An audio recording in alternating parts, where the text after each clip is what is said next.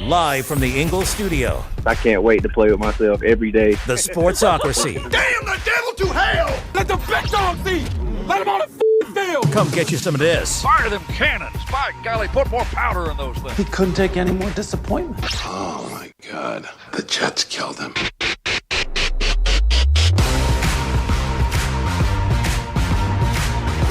And welcome into the Sportsocracy on ESPN Asheville.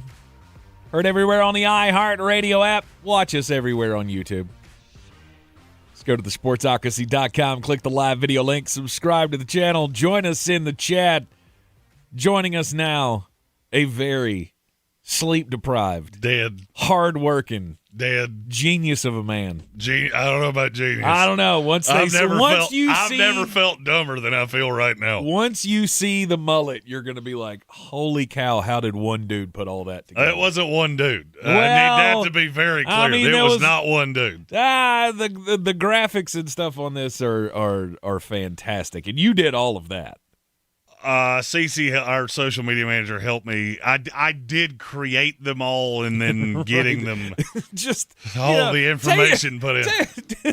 Take the compliment as it's coming. Look, it's not discounting the work of Megan or Cece or Bill Workman, all the people, Great North Sports, all the people that have put some time into this thing, not discounting any of that. The mullet's going to be awesome. You want to have a copy of this going into the 2026 NFL Draft. It is the week before, and we are awaiting the release of the mullet. The mullet comes out at 7 p.m. tonight, so when my show in Greenville, South Carolina starts tonight, it will go on sale.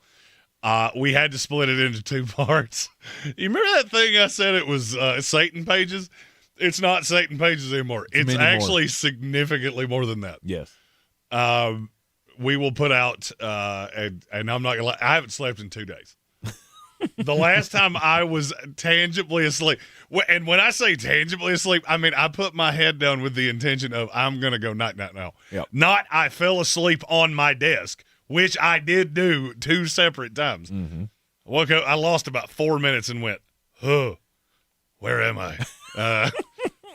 Who? Wait, do you know why are we what we are? He's squeezing blood from the stone at this point for the ultimate NFL draft guide. You have 200 massive player profiles. 200 where you'll know what his girlfriend likes by the time you're done with that one. Right. Then we got another 100 that will come out tonight. So we'll go 1 to 300 tonight. We will put out another 200 next Wednesday, which will be part 2 of the mullet. Mm-hmm. If you buy part 1, you will get part 2. It is $13 for now, until it makes sense for it to not be. Yeah, it will probably stay $13. So I was wagering, and then you get all of it. We'll put out the top 300 tonight. The team by team breakdowns with their team needs, their path to the draft. Their A+ mock draft, and then all of the position reports will come out tonight as well. Mm-hmm. Next week, you'll get Great North Sports, his fantasy breakdown of all the fantasy relevant players in the class, 301 to 500, and for the first time ever in the history of all things around this show, we will put out a pick-by-pick written mock draft by me. And it will be the one that I'm putting in the media contest. Uh-huh. And here's the reason we broke it down that way. First of all, when I stuck all the things together, it was a bajillion pages, and it was very overwhelming. Mm-hmm. 2, I can't do the last mock draft now because we keep making trades.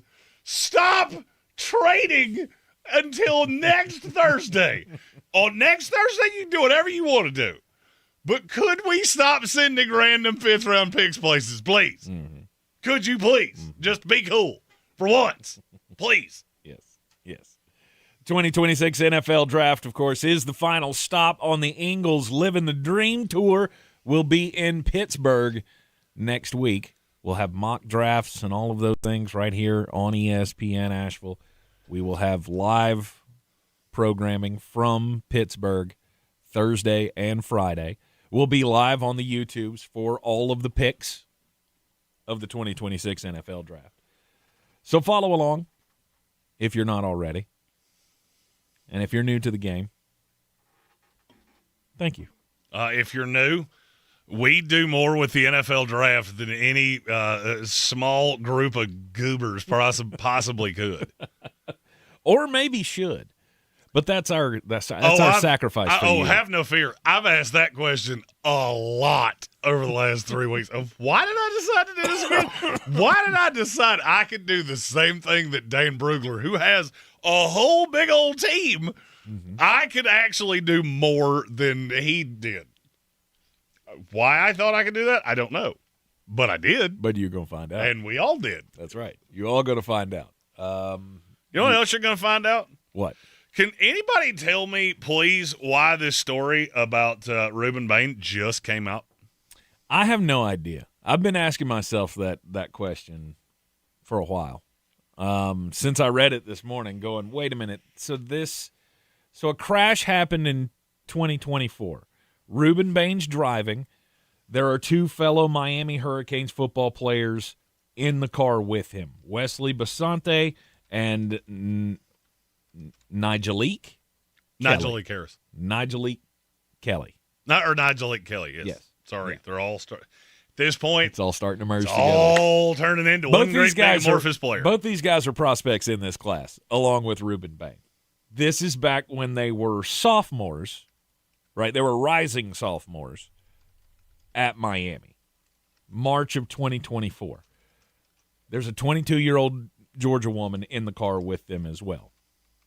They're going down I-95. He loses control of the vehicle, rear ends somebody in front of him. The car, the SUV that they were in, was it an Escalade they were in? Anyway, it bounces off of two barriers. One side went from one side of the highway to the other side of the highway. Ended up resting in the ditch. He was cited for careless driving. The woman was taken to the hospital, and she wound up in a coma for 3 months. She did not survive her injuries. She succumbed to her injuries 3 months later. Bain was not charged. The charges against him were actually dropped for the careless driving.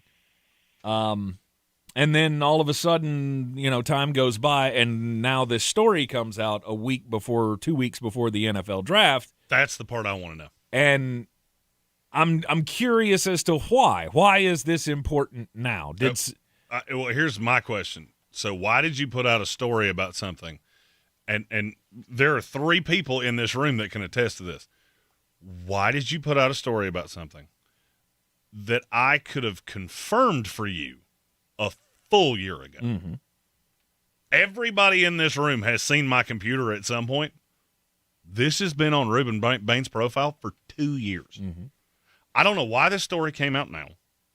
I don't know why this is being made a big deal right now. Is it a terrible accident? Absolutely. It's a 21-year-old kid that made a boo-boo driving. He was not drunk. There was no impediment. There was no field testing. There was no anything. And before you tell me, they let him off, at this point in his career, when this actually happened, there is a great chance that whoever got this wreck, whoever the police officer was, would have known who Ruben Bain was. No. So, it's not like, hey, he's a star for the football team. We're going to let him go. That's not what happened. Mm-hmm. He made a mistake driving. And if you know laws in the state of Florida, this is not one that makes you think he was doing $120 on the shoulder. Mm-hmm.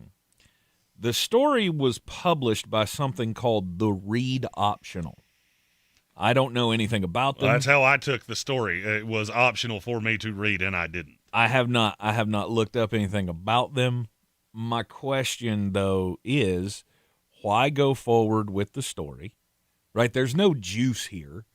There's no, oh, my God, they covered it up, whatever. And when they reached out to the family asked them not to do the story. And that's the problem that I have. Actually said out loud, we wish him the best yes. in his life Yes. and the furtherance of his career. This was a bunch of kids, basically. 21-year-old kids. I mean, they were, like I say, they were adults at the time, but still, they're college kids. They're out on the highway, having a good time, probably. The cops didn't bust them for speeding. It didn't cite them for any of that kind of stuff. It was just. It sounded like he made a moving violation and then went over in a car. Strange, or going off the lane or whatever happened. Everybody chalked it up at the time as this is just a tragic accident. There was no drug use. There was no accusations of him being drunk. He was not Reuben Bain at the time. Just keep that in mind. This is an unknown football player for the most part on the highway with his friends. The family said in a statement to the paper or news outlet, whatever they are, said we would not appreciate this coming to light right now. We want the best for him. When you put this story out, the first thing we all thought when we read it was cover up. Oh God, what did the football player do? That's because of the way it read. Absolutely, because you put out this story of, guess what, Reuben Bain was involved in and then you have to read the whole story to get the full picture of this was a tragic accident. Nobody's upset. Nobody's getting sued. Nobody's being accused of malfeasance on the part of the cops. Like, oh, look, they just let a bunch of Miami football players go. Nope. That's not how this went down. Nope. But the fact that the story came out now makes you think that. It makes me think whoever wrote it has been sitting on this for a long time and went, hey, we're 10 days out from the draft. And maybe not. Maybe it was the first time that they had ever heard that story. They heard it from somebody because now this is being spun off in so many different ways by other organizations that are getting the story and go, NFL teams are now investigating Reuben Bain. Well, I mean, they know about this. This hasn't been a cover-up. Like teams that know about Reuben Bain and this is not something that he's just hid from everybody. Everybody knows about this. Mm-hmm. It's the media that is spinning this story to a point where it makes people think there's a problem. Well, I mean, and for me, this is a really good time to explain the way that you do background checks on guys in the league. In large part, guys that are character red flags, you're going to know if you've been doing this for a while. Everybody's gotten a lot of like James Pierce. Well, everybody's gotten a lot of tread out of. I talked to the coaching staff at Tennessee. They all told me the same thing. Right. He's an immature kid. Right. But there's no harm there. Right. Doesn't mean it won't escalate. Mm-hmm. Means what is it coming into the league? There have been plenty of guys. There's one that I can think of sitting in a federal prison right now in Nevada that had never done anything. Character red flags are something you have to be real careful throwing on a guy. And I'm gonna give you an example because there's one in this class. Seth McGowan. Seth McGowan's running back at Kentucky. Played at New Mexico. Played at a JUCO. He's bounced around a little bit. He did 3 months in federal prison. I still have yet to find anybody that will tell me he's a character red flag. Those two things don't sound like they go together, do they? They don't.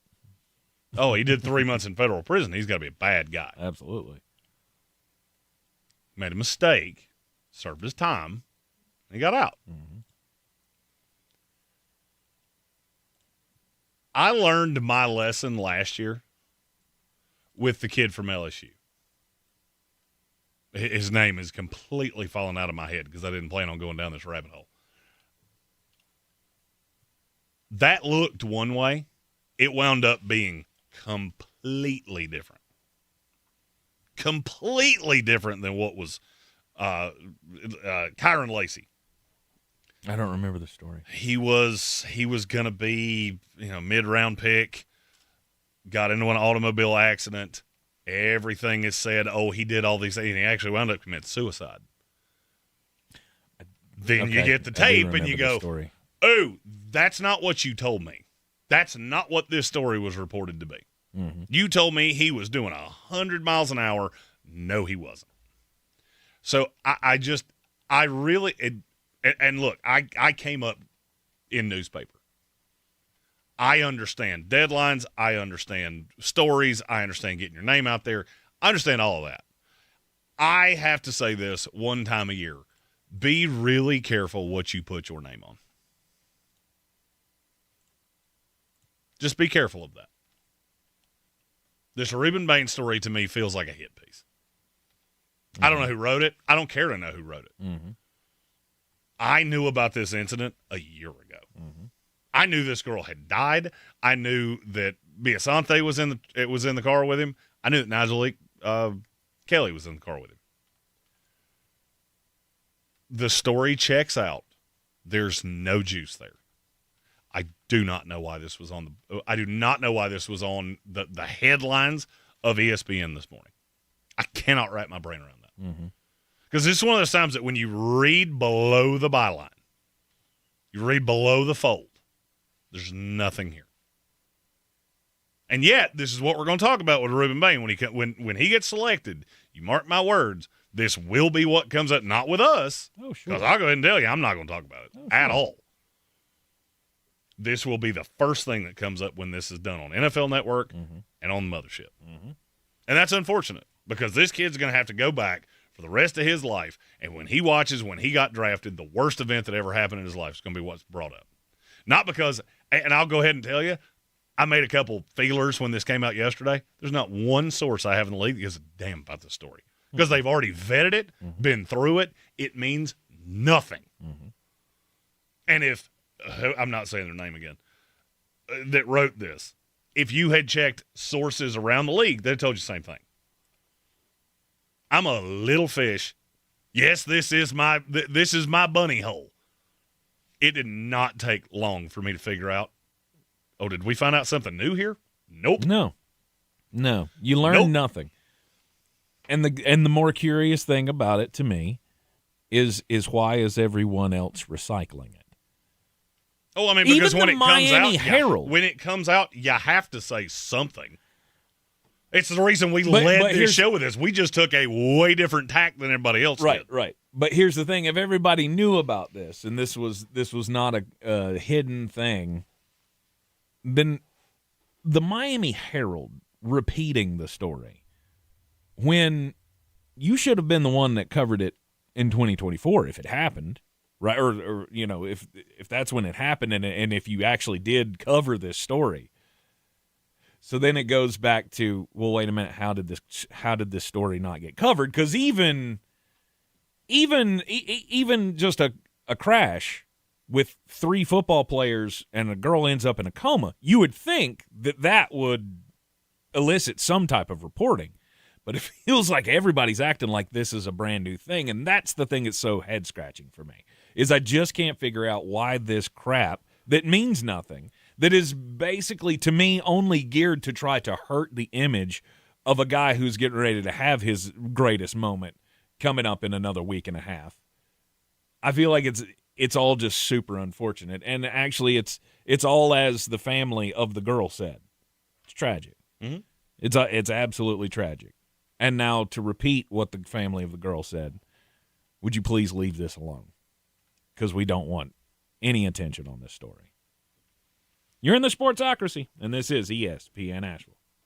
Champions don't disappear. They reload. And the 2026 Atlanta Braves are ready. Chopping toward another playoff run. The Mountains home for Braves baseball, ESPN Asheville. Brought to you by Parks Ford of Hendersonville. All children deserve to feel safe and loved. Foster and adoptive parents are greatly needed in Henderson County for children 10 to 17. 43% of Henderson County kids are placed out of county because there weren't homes in the county to take them. Your connection matters. Share this information to help us increase awareness in the community. Learn more about fostering, adoption, and other ways to support. Visit WNCHomes4kids.com. WNCHomes4kids.com. kids.com. Dan Scott here, inviting you to check out my new show every Sunday, 8 to 9 a.m. here on ESPN Asheville, where we bring sports and faith together.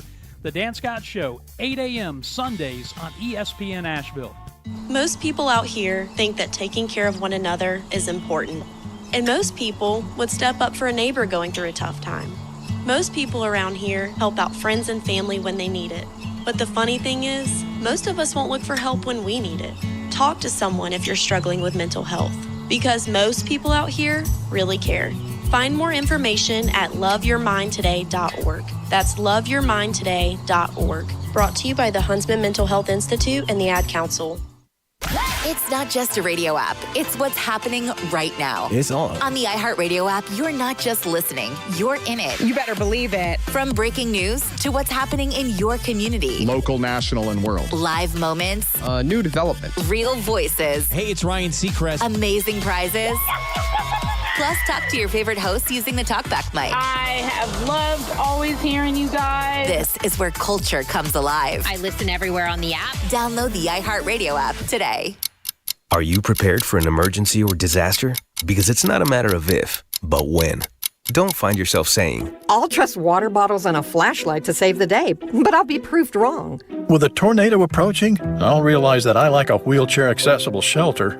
When the floodwaters rise, I'll be up in the attic with 20 cans of beans. It's a recipe for disaster. Let's prepare so we all have a better story to tell. Get started at ready.gov/older-adults. Brought to you by FEMA and the Ad Council. You might not know this, but at the Ingalls Bakery, we actually bake things. Like crusty breads, delicious apple fritters, cakes for any occasion. And did we mention the cookies? It's all in the bag. Ingalls. Low prices. Love the savings. Selling your home? Don't settle for average. Our real estate team at Clarissa Sells WNC and eXp Realty offers Zillow Showcase, an exclusive AI-powered listing experience available to just the top 10% of all listings in our area. With immersive media, cutting-edge design, and elevated marketing, Showcase listings, they go pending quicker and sell for up to $9,000 more than standard listings. Ready to stand out in a crowded market? Give our team a call today, 828-774-6343, because your home deserves the spotlight. This is J.W. Whitley, General Manager at Parks Ford of Hendersonville. Our value of urgency, timely, responsive, focused, prioritizing you as our customer and the community that we serve to do better, be better every day. That's the Parks Promise. Experience the Parks Promise today at parksfordhendersonville.com.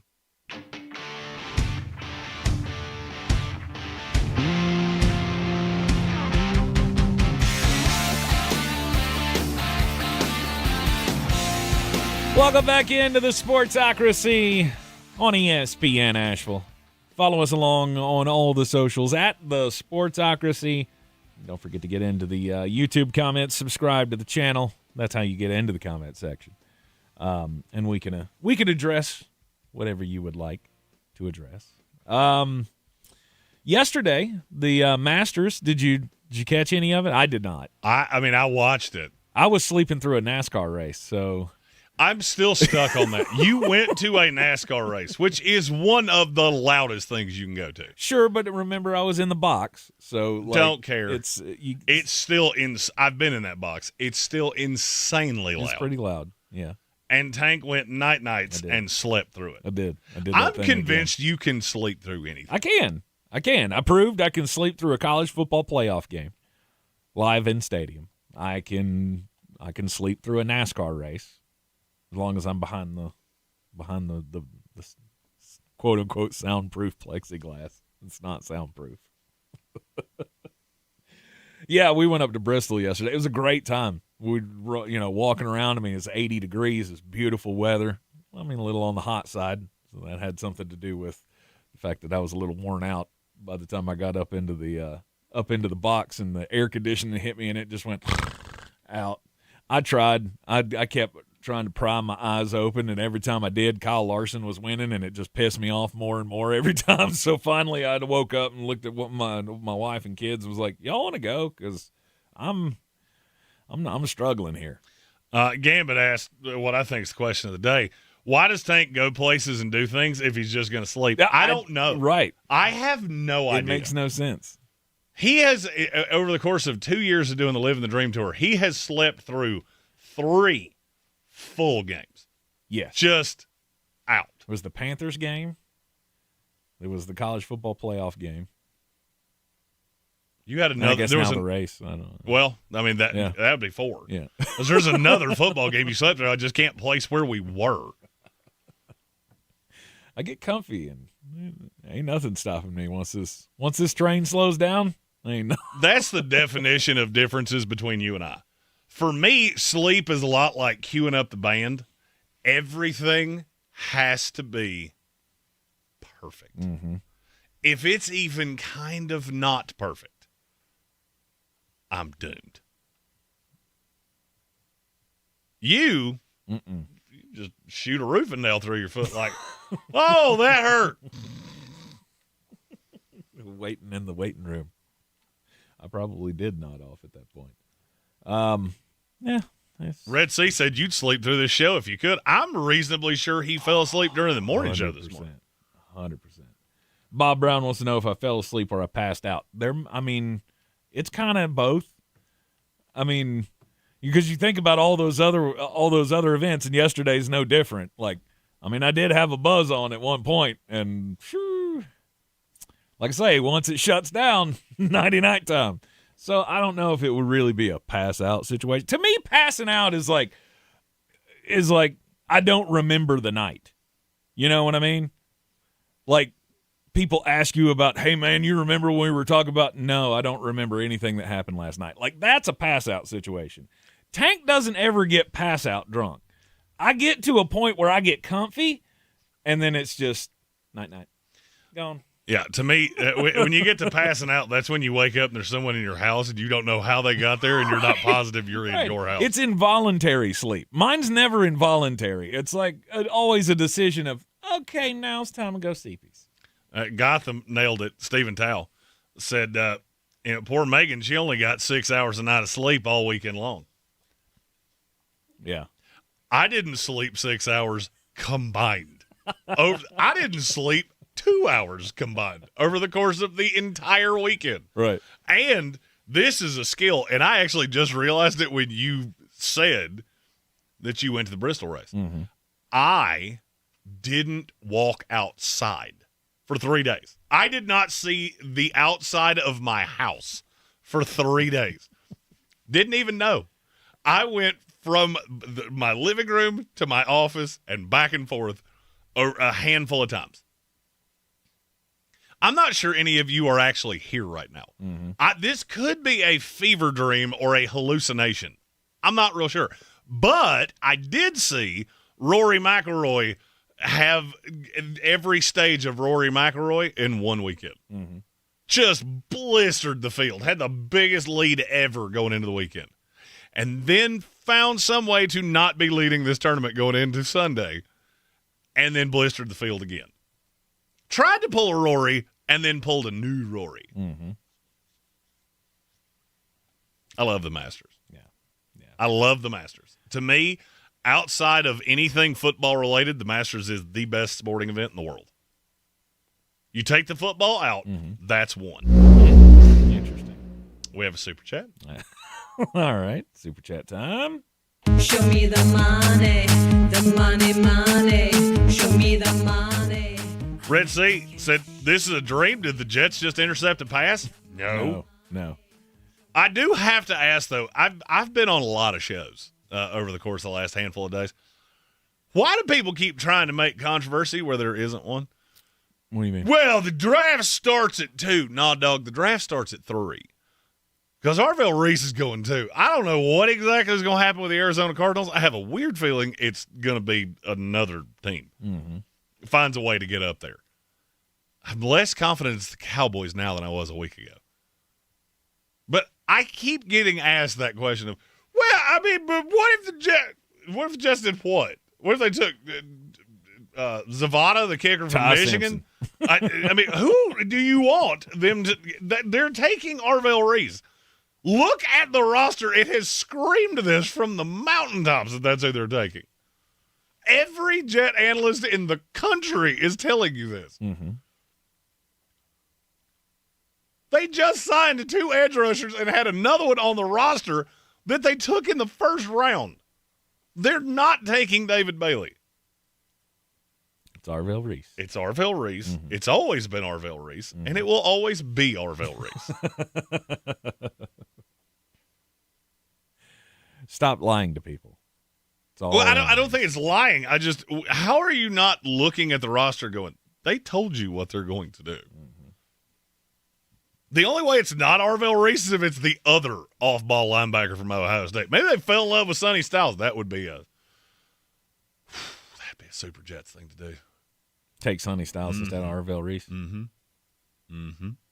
How big of a whiff is that? Oh, I don't necessarily think it's a whiff. Okay. I think he's less prepared to be the player that a defense is built around right now than Reese is. But that would be the jettiest thing ever. Mm-hmm.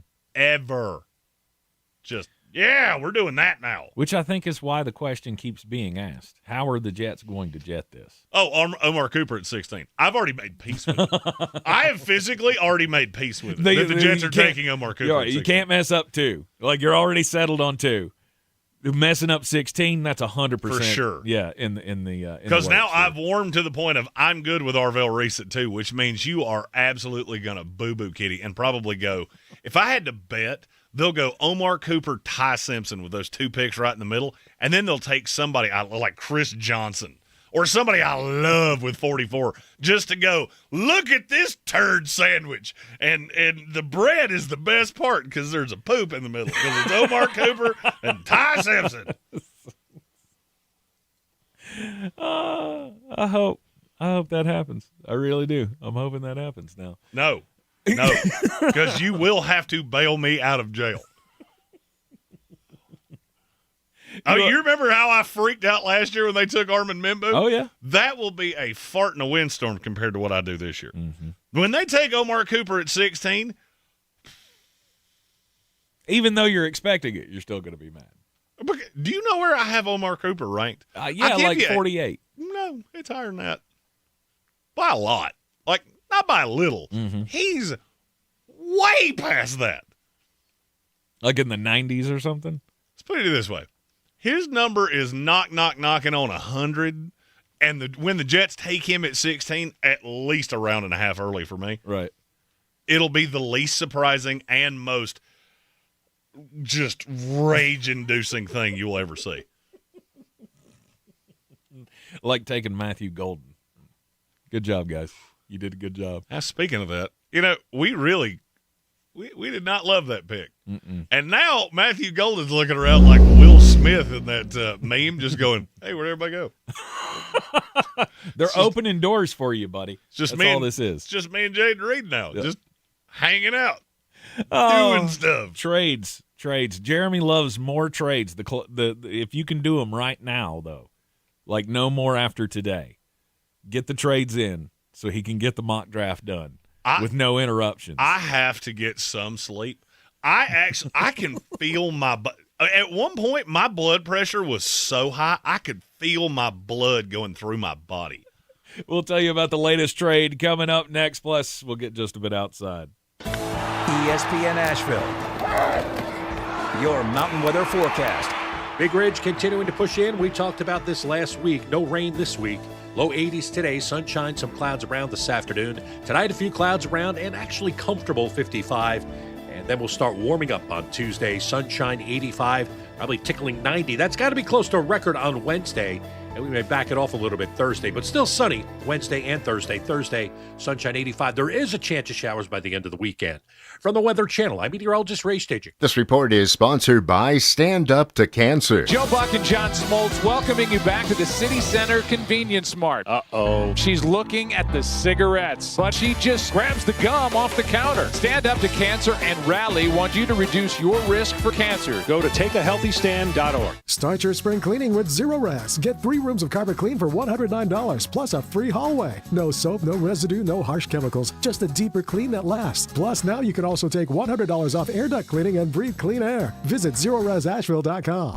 Champions don't disappear. They reload. And the 2026 Atlanta Braves are ready. Chopping toward another playoff run. The Mountains home for Braves baseball, ESPN Asheville. Brought to you by Parks Ford of Hendersonville. I need a little ranch, Introducing the new Chick-fil-A Jalapeno Ranch Club Sandwich. With that juicy Chick-fil-A chicken on a buttermilk ranch bun, jalapeno ranch sauce, and pickled jalapenos, it's a little ranch with a lot of kick. The new Chick-fil-A Jalapeno Ranch Club with original spicy or grilled filet. Available for a limited time only. Order ahead on the Chick-fil-A app. Got something to say? Love you. Well, just tap the red talkback mic on the free iHeartRadio app. Let's go. Requests, contests, or just to say hi. Hey, this is Heather. Get your voice on the air fast. I got the windows rolled down, the moonroof open. Open the iHeartRadio app and try it now. I'm Coley Duffy. I'm Cody Ward. And we're the Chainsaw Brothers. Actually, we're cousins. A few days after Helene, we was in the driveway having a couple beers, waiting on the power to come back on. And we heard so many people calling, needing trees removed, and couldn't afford it. So I called my dad to borrow a chainsaw, and over the next few months, we cleared trees for our neighbors. Our business was born out of wanting to help Western North Carolina get back on our feet. We are fully insured and licensed. We keep our promises, meaning if we say we're going to be there, we'll be there. In these parts, we live how we were raised. When you call the Chainsaw Brothers, you're not a customer, you're family. We're good at what we do, and we do it for a reasonable cost. For all your chainsaw needs, call the Chainsaw Brothers. 828-316-1013. Or find us on Facebook. See how we treat our family. Are you still covered up with storm damage and debris?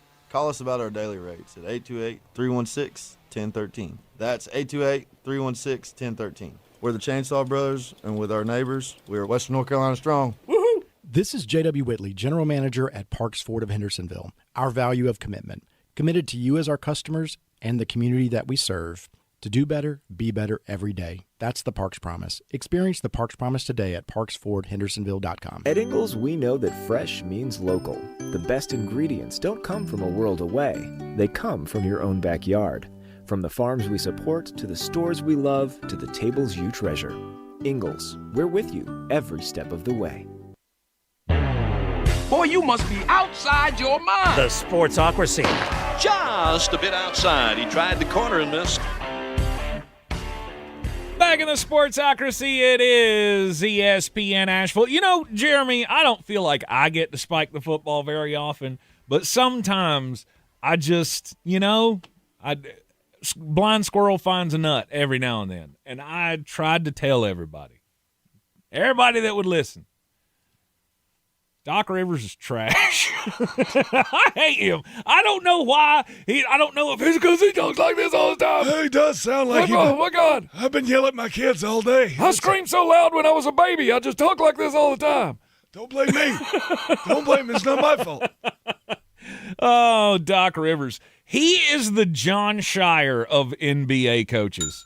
He has done less with the most than anybody in the history of the NBA. The guy had Lob City in L.A. and could not get anything done. Nothing accomplished. That's because they couldn't play any defense whatsoever. I mean, there was – okay. He won a title in Boston when he probably should have won 4. And then he goes to Milwaukee, and it took 3 years. It took 3 years for him to be like, I'm done. You know who's sitting back laughing? Adrian Griffin, who's like, how the hell did I get fired going 30-13? He went 30-52. We both won 30 games. It just took me way less time to do it. Now, granted, Giannis has been hurt, and there's been all of the controversies, and they've lost talent over the years, have not been able to rebuild that team back up to what it was when they won a championship. When was that, 19? Or was it 20? Was it after 2020? Was it 2021? I can't remember if it was before or after. It was after. Okay. So it was like 2021. They won a title.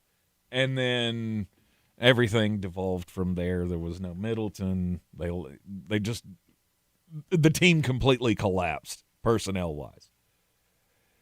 And he ends up, what was his final? His final count was like 97 and 108 or something to that effect. Like, he's not the coach everybody wants to make him out to be.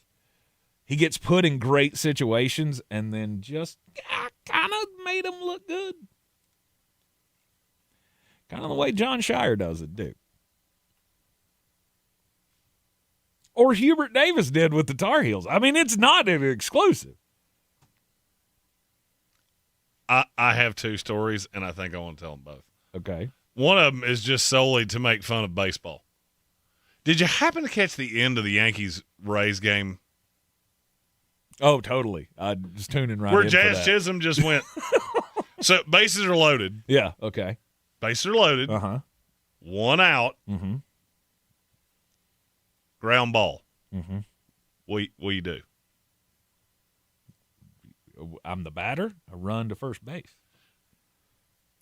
If you're the guy that fields the ground ball. Oh, just throw it to second and get, double play, right? That's the play. Jazz Chisholm just didn't do any of it. He just didn't touch, just held it. He just watched the guy run. He just ran home. Like, nope. But I got him. But I had to do other things, and I didn't do anything. So what? He fielded the ball, touched the base, and then quit? Yep. It's like, nope, we're good now. I'm pretty convinced he didn't know how. I think he had to. I think he did. But it's still a really bad look where you field it and go, yeah. Uh-oh. Why are they jumping up and down? He's like, I forgot there was a guy going that way. Oh, wait. Okay. What do you know that I don't know? Oh, got an idea. You got the wrong number of outs there, Gomer. Mm-hmm. The other story I have is, if you're in the NFL and you want to post a job, you should probably use some of the interweb boards instead of just posting them on like LinkedIn. Mm-hmm. The Los Angeles Chargers found this out the hard way. They need a new social media coordinator. Okay. They posted on LinkedIn. They posted on several of the job sites. What's the problem with doing that? When you post a job on a job board, what do you have to submit? I don't know. What? The salary. Okay. How much would you think a social media coordinator in Los Angeles, California, like the most expensive place on God's green earth to live? $125,000. You're where it should be. Yeah. They didn't hit half that. Oh. And they are getting drugged down the sidewalk. $60,000. $50,000. People at McDonald's make more than $50,000. Megan's over here shaking her head going, I'll keep dealing with you idiots. Just like, how did you think, especially when you're like the most notoriously cheap franchise in the league, mm-hmm. How did you not know that was coming? Yeah. I mean, were they asking for remote work? Because, I feel like $50,000, that should be the starting salary in L.A. And homeless people in L.A. make more than $50,000. You can go beg for money and make more You than can that. literally take your can and shake it at people and make more than $50,000. Mm-hmm. And the sad thing is, still be homeless in Los Angeles because that won't buy you a nice Kenmure box in L.A. Right. Some of the comments are hilarious. Be the first person to ever have to commute from Albuquerque, New Mexico to work. Oh, gosh. All right. Red Sea said we need a push to talk mic for Megan for the show. A push because they talk? know she's sitting here going, nobody's working for $50,000. She knows what the business is. We got A+ mock drafts coming up in the next hour. NFC West today. And who knows, 2 hours from now, I might be speaking in a language with I am not familiar. Cardinals, Niners, Rams, Seahawks. Stay tuned. We will go over all the team needs and their perfect mock draft hauls. Also, things that you can find in the Mullet, my 2026 NFL Draft Guide, which goes on sale tonight. And yeah, I'm proud of it. You should be. I'm very proud of it. I think it looks awesome. I want to take it to a printer somewhere that will print it for me and make it look all pretty. Yep. Because I have already broken one printer here at iHeartRadio Asheville, and I really don't want to do it again. It's honestly the best work you've ever done. It looks quite good. I think it looks quite good. I think there's a lot of good information in it. you can walk away if you've got that book in hand and you don't want to sit around and listen to the just panel of gooberdom that we're going to have at the NFL draft, which is a compliment. Mm-hmm. You can take that book and know exactly what your team got. Yes, absolutely. And I feel good about that. We have a super chat before we get into our next topic. Okay. It's from Great North Sports, who will be joining us next week in Pittsburgh, Pennsylvania. Said, Jeremy's upright post making the book. # built different. I don't know that I can take credit for that yet. Because really, I'm being held up by a chair, and if anything in this room moves, I'm going to fall on the floor. It's put a lot of great work in. And I encourage everybody, go get it. It's the best draft magazine that you can get. It's the best one I've ever seen. I am harder on myself than you are, so I don't know that I agree with that. But it's way cheaper than theirs, which greatest ability is my affordability. Let's see here. So the Eagles made a deal for Dontavian Wicks. Which, by the way, am I the only one that saw that and went, of course you did? The one that I think is the best receiver in Green Bay, of course that's the one you went and got for a bag of footballs. 5th-round pick in this year's draft, a 6th-rounder in next year's draft go to Green Bay, and Green Bay ships off Dontavian Wicks. Why is he the odd man out? Well, contract was coming up. I highly doubt they were going to pay him. Mm-hmm. The comical part of this now is that I look at that Philadelphia receiver room and go, I'm not sure that's bad with no A.J. Brown. It's real good with him. Because you go A.J. Brown, Devontae Smith, Hollywood Brown, Dontavian Wicks, Elijah Moore. That's quite good for an NFL receiving room. Yes. If you take A.J. Brown out of it, it's still better than 2/3 of the league. It's still better than the Green Bay Packers. I'm glad you got there because that was my first thought when I saw this. Wait, hey, Green Bay, you know none of your receivers are all that good, right? And you kept the two that cannot stay healthy. Well, nobody wanted those guys. I would say Jaden Reed would have gotten them more than any of these other guys. You think so? He's the best one of the bunch, sheer talent-wise. Problem is he's going to miss 5+ games a year. Yeah. But, I mean, now I'm looking around going, counting on Matthew Golden, who that did not go great. Well, I mean, it's. I was going to say it's been a year, and he had really no place to play. How many catches did Matthew Golden have last year? 32. You're too high. It's 29. I was so close. You had Romeo Doubs. Touchdown. You had Romeo Doubs. You had Dontavian Wicks. Both those guys are gone now. Jaden Reed, Christian Watson. I mean, we made fun endlessly at Green Bay about how they had an entire wide receiver room of nothing but threes. Now, I mean, I think Jaden Reed's a solid 2. But you still have 3 threes on that roster. Oh, I mean, here's what I'm really looking forward to. When somehow Philadelphia finds a way to get a number 1 pick next year for A.J. Brown, trots out like the 7th best receiver room in the league, and 3 weeks into the season, you're getting a Green Bay Packer, Philadelphia Eagle matchup where the Packers are starting Avieon Williams, Bo Melton, and Sky Moore. Because I'm telling you, I see it coming. I want this on record that I said I know this is coming. Derek Brown, our buddy from Fantasy Pros, was on Twitter over the weekend saying, well, this means Green Bay has to draft at least 1 receiver. Do they, though? Because they only do it when they shouldn't. When they need to draft one, they just avoid it like grim death. They don't have to by any stretch. I don't know how high that is on the needs list.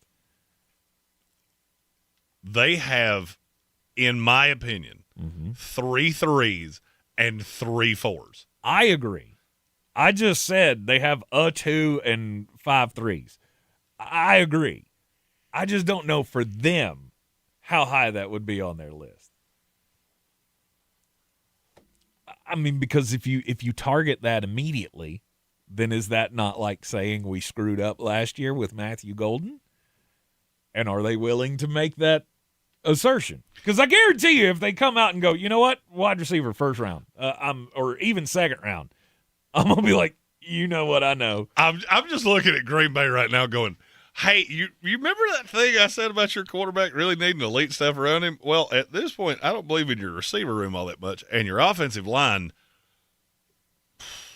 leaves a mess to be desired. Mm-hmm. Oh, they don't even have a first-round pick. I forgot about that. You got the second-round pick. Gave that one up for old Makai.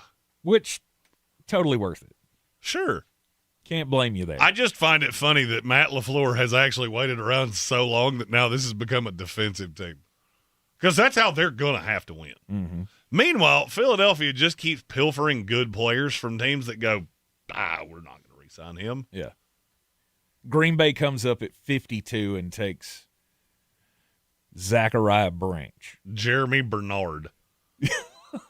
That's the most that Packer. That would be the most Packer move ever. We took the most nondescript, non-sexy, non-flashy receiver in this class.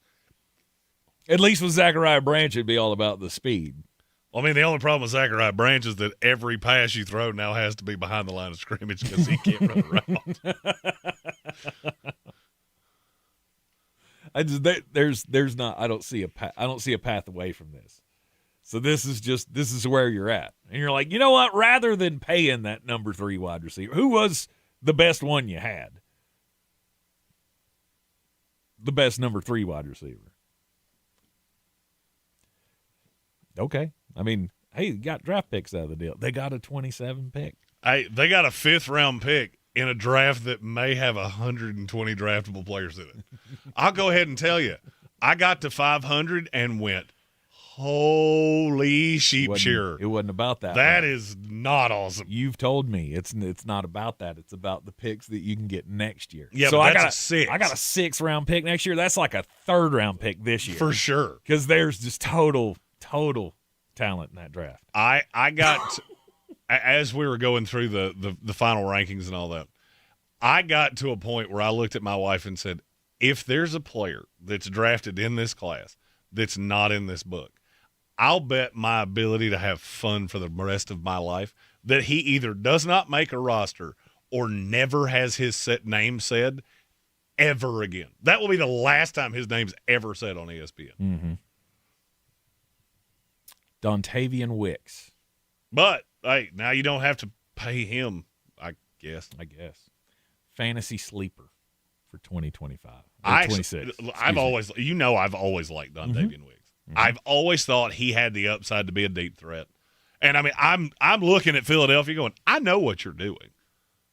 You keep signing these guys that can hit over the top.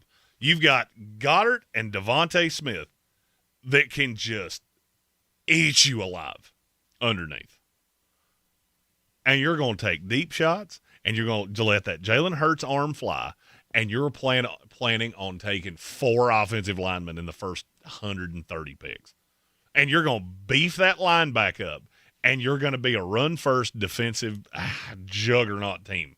Again, because this is how they keep doing it. They find these distressed assets, and they give you 14 cents on the dollar. And you walk away happy, and they're laughing the entire way. Mm-hmm. You're in the Sportsocracy. This is ESPN Asheville. We'll be right back after this. ESPN Asheville, your mountain weather forecast. Big Ridge continuing to push in. We talked about this last week. No rain this week. Low 80s today. Sunshine, some clouds around this afternoon. Tonight, a few clouds around and actually comfortable 55. And then we'll start warming up on Tuesday. Sunshine 85, probably tickling 90. That's got to be close to a record on Wednesday. And we may back it off a little bit Thursday, but still sunny Wednesday and Thursday. Thursday, sunshine 85. There is a chance of showers by the end of the weekend. From the Weather Channel, I'm meteorologist Ray Staging. This report is sponsored by Compassion International. Compassion sponsorship means food, healthcare, education, and most of all, being known, loved, and protected. There are thousands of kids waiting over a year. End their wait. Sponsor a child with compassion today. Text the word radio to 83393. With iHeart, everything you hear is guaranteed human. That's why 78% of listeners trust their favorite radio host's product recommendations. If you manage a business or need to drive sales, that trust goes a long way. Call 844-844-iHeart. Again, that's 844-844-iHeart. Hey, it's Mark Starling from First News on 570, and Politics and Pints is going to be here before we know it. Make plans to join me and Tank Spencer along with some very special friends for a bipartisan conversation about the upcoming midterm elections. April 16th at 6:30 at Cultivated Cocktails in Asheville. You like saving money, right? We all do. That's why Allstate just lowered the price of car insurance. Not, but wait, there's a catch. Lower. Actually lower. So if you're shopping around or just want to see how much you could save, check Allstate first for a new lower auto rate that could save you hundreds. You're in good hands with Allstate. Not available in every state. Only applicable for new auto insurance business. Rates will vary by several factors, including how you purchase the policy. Potential savings vary. Allstate North American Insurance Company and Affiliates, Northbrook, Illinois. Every morning, we rise and shine. Make breakfast and brush away the night's rest. These routines help us start the day off right. Nature-Made vitamins are a simple step in that daily care regimen. Multivitamins with daily essentials, clinically studied probiotics for gut health support, magnesium to help relax the body. Nature-Made is made to care for you every day. These statements have not been evaluated by the Food and Drug Administration. These products are not intended to diagnose, treat, cure, or prevent any disease.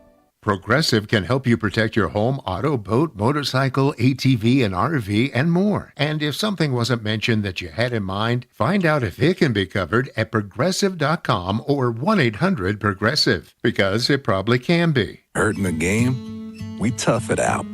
Feel exhausted? We push on. Feeling down? We pull ourselves up by the bootstraps. But there are times when bootstraps aren't enough. When stress gets to us and we need to talk to someone about what we're really going through. So we're going to reach out, because sometimes mental health is not a one-person job. Visit loveyourmindtoday.org. That's loveyourmindtoday.org. Brought to you by the Huntsman Mental Health Institute and the Ad Council. The crack of the bat, the sight of green grass and white chalk lines, the aroma of perfectly grilled hot dogs. If right about now you're simultaneously hungry and ready for baseball, then we've got you covered. At Ingles, we're here for all the fanfare of America's pastime, sponsoring teams from Little League to the pros. So, whether you're the snack parent or just craving that perfect ballpark meal, we've got you covered. Ingles, your official sponsor of baseball season. Selling your home? Don't settle for average. Our real estate team at Clarissa Sells WNC and eXp Realty offers Zillow Showcase, an exclusive AI-powered listing experience available to just the top 10% of all listings in our area. With immersive media, cutting-edge design, and elevated marketing, Showcase listings, they go pending quicker and sell for up to $9,000 more than standard listings. Ready to stand out in a crowded market? Give our team a call today, 828-774-6343, because your home deserves the spotlight. Gather around the draft mystery, cue the carols, and join the jolliest bunch of draft holes on their way to the Berg, counting down to the 2026 NFL Draft. The Sportsocracy, weekdays at noon on ESPN Asheville. I'm Coley Duffy. I'm Cody Ward. And we're the Chainsaw Brothers. Actually, we're cousins. A few days after Helene, we was in the driveway having a couple beers, waiting on the power to come back on. And we heard so many people calling, needing trees removed, and couldn't afford it. So I called my dad to borrow a chainsaw, and over the next few months, we cleared trees for our neighbors. Our business was born out of wanting to help Western North Carolina get back on our feet. We are fully insured and licensed. We keep our promises, meaning if we say we're going to be there, we'll be there. In these parts, we live how we were raised. When you call the Chainsaw Brothers, you're not a customer, you're family. We're good at what we do, and we do it for a reasonable cost. For all your chainsaw needs, call the Chainsaw Brothers. 828-316-1013.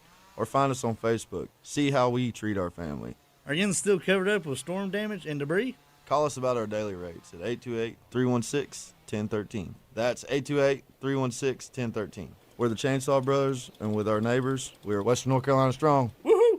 Do better, be better every day. That's the Parks Promise. Our mission, to improve lives with every interaction. This is JW, General Manager at Parks Ford Hendersonville. Experience the Parks Promise today at parksfordhendersonville.com. That's parksfordhendersonville.com. Good morning, guys. I just want to warn you, traffic is tough out there. We are here for you to tell you how to keep safe. Everybody who is listening needs to take cover as soon as they can. To provide the music, talk, and sports you love. And to deliver the news that matters to you.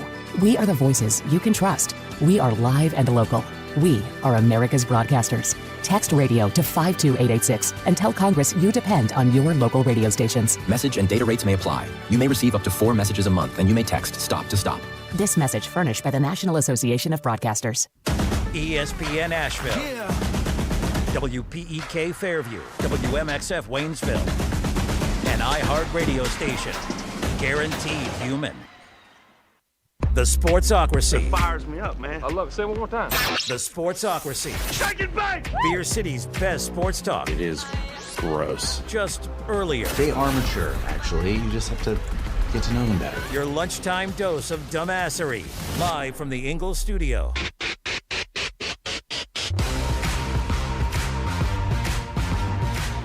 It is ESPN Asheville, the Sportsocracy, coming to you on Draftmas Week Eve.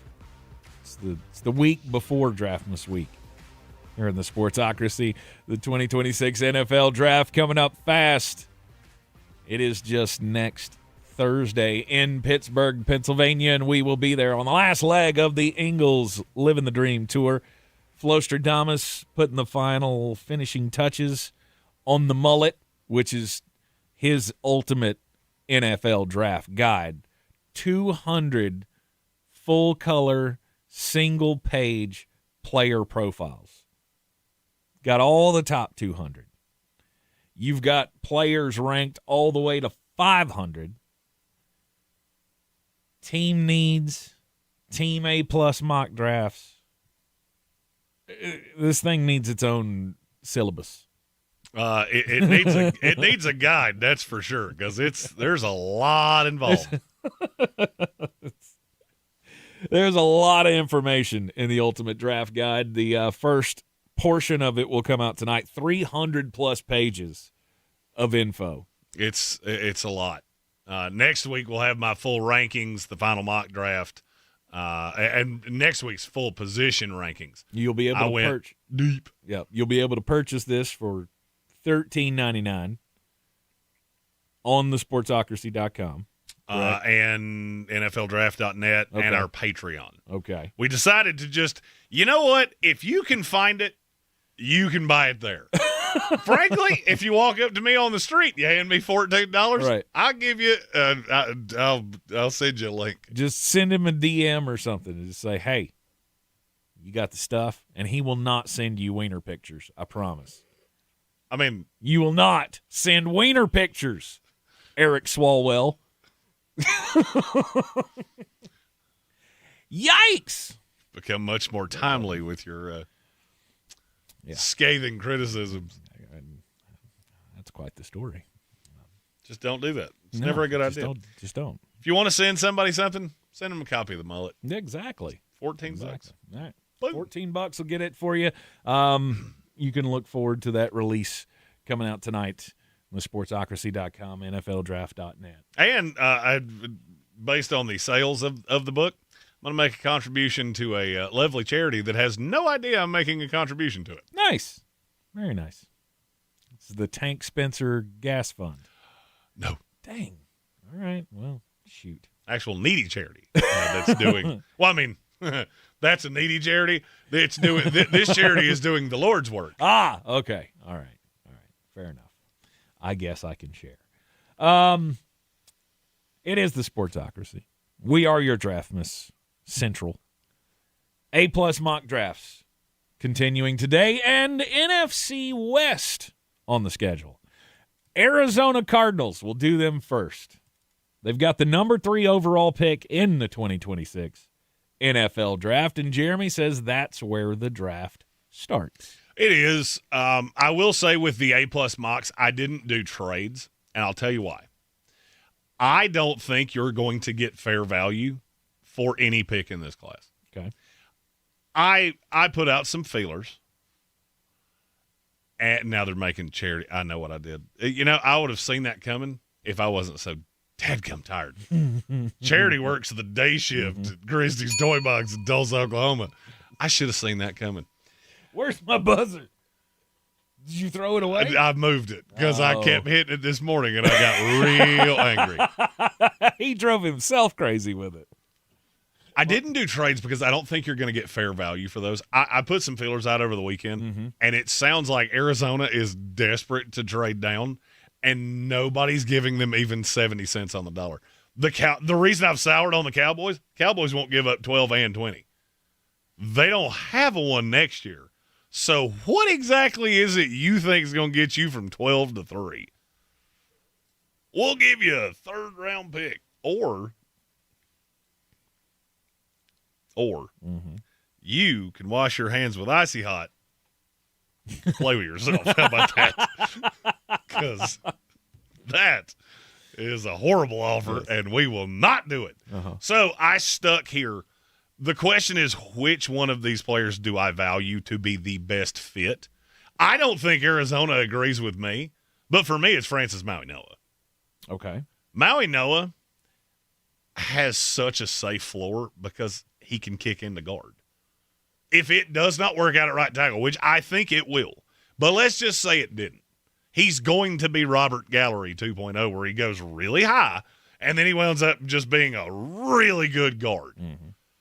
Fano has some scarier downside. I think Arizona's all the way in on Fano. Okay. Everything I can tell, that's the one that they are actually in on. But if I'm the one making the pick, I'd take Mauigoa. Okay. Do you agree with that?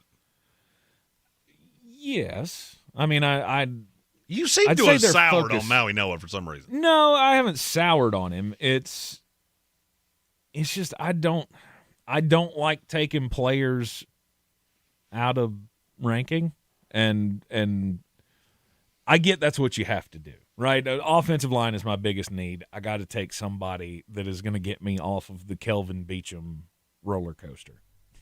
that's where I'd be. You need two bookend tackles, right? If I was the Arizona Cardinals, that's where I'd be. You don't think Mauigoa is worth a third pick? I don't think so. I mean, I wish somebody would trade me back to 7 and, let Washington come up here and get David Bailey or something. Washington already doesn't have picks. By the way, if you want to hear me talk Washington Commander football, I think you can do that everywhere in the next 7 days, because I believe every show in the DMV has called me in the last 72 hours. But if I was the Arizona Cardinals, would I take David Bailey? I don't know that I wouldn't. I don't know that I wouldn't take Sonny Styles in front of. Well, the problem, and look, that is a possibility. Right. I don't think that's your A+, because I think there is a huge drop off from Mauigoa and Fano to Blake Miller or Caleb Tiernan. That's possible. They could just go, you know what? You won't play ball? We'll take the one that we know you all want. Yeah. And they take Bailey, and you got Bailey and Sweat, and now that defense is going to be real good at rushing quarterbacks and real bad at stopping running backs. Yeah. If I had a lower pick, I'd be happier taking a tackle. But picking at 3 makes me want to go best player available. And I just don't know that any of the tackles are the best player available.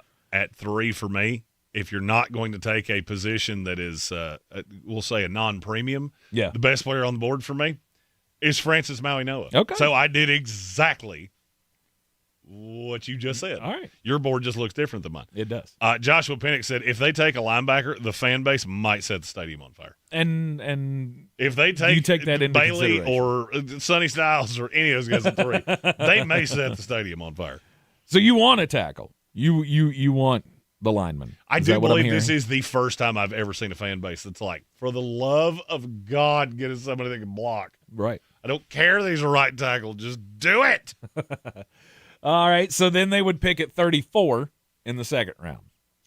You're going to see this kid's name a lot in the A+ mocks. It's Jacob Rodriguez.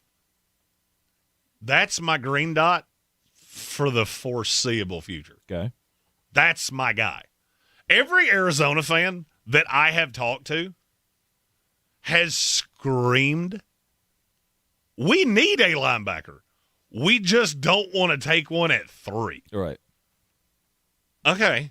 Well, what if I give you the which, by the way, I don't think he's going to be there at 34. Which is a problem. If he were to not be, then you would flip these two. I would take the edge rusher at 34 and then find me a linebacker at 65. Mm-hmm. But this is A+. This is best case scenario. Right. And Red Sea said, interesting with Rodriguez over a pass rusher here. You want to know why? Pass rusher ages pretty well. There are a good number of guys. I think I have 20. I think I've got 20 edge guys in the top 150. Mm-hmm. That's a lot. And, yes, there is a drop-off.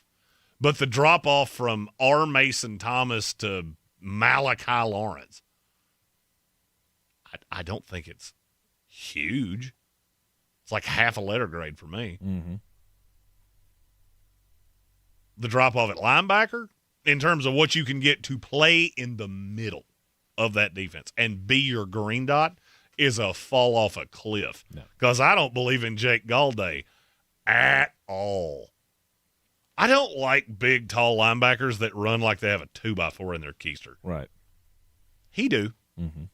Jacob Rodriguez does not. Again, you may be forced into it in the actual draft, but this is the A+ scenario. Jacob Rodriguez from Texas Tech. There's everybody who needs a middle linebacker hopes that Jacob Rodriguez is still there in the second round. Wait till you see where he goes in the final mock, because I already know, and you're going to go, But wait, he said we had a chance. Joshua Pennick said, pretty sure they like Simon to be that guy. I think I was higher on Cody Simon than anybody on the planet Earth, and even I would be sitting here going, no. Mm-hmm. I want them both together. Yeah. Okay.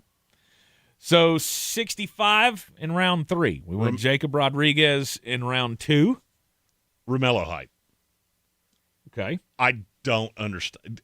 If I live to be 200 years old, I will not understand how in this class we've gotten to this point where everybody and their brother tells me how much they love Malachi Lawrence, who, oh, by the way, on tape, didn't do excrement. But he went to the Shrine Bowl and beat up on a bunch of dudes from Lafayette, West Virginia Tech School for the Blind. Woo! I don't understand how people like one and don't like the other. Mm-hmm. That makes zero sense to me. Well, Romello Height has little tiny arms. Yeah, but he can do this thing. It's real important. He can play football. I'm not sure Malachi Lawrence can. I'm still not feeling great about that. Romello Height's a really good edge rusher. Mm-hmm.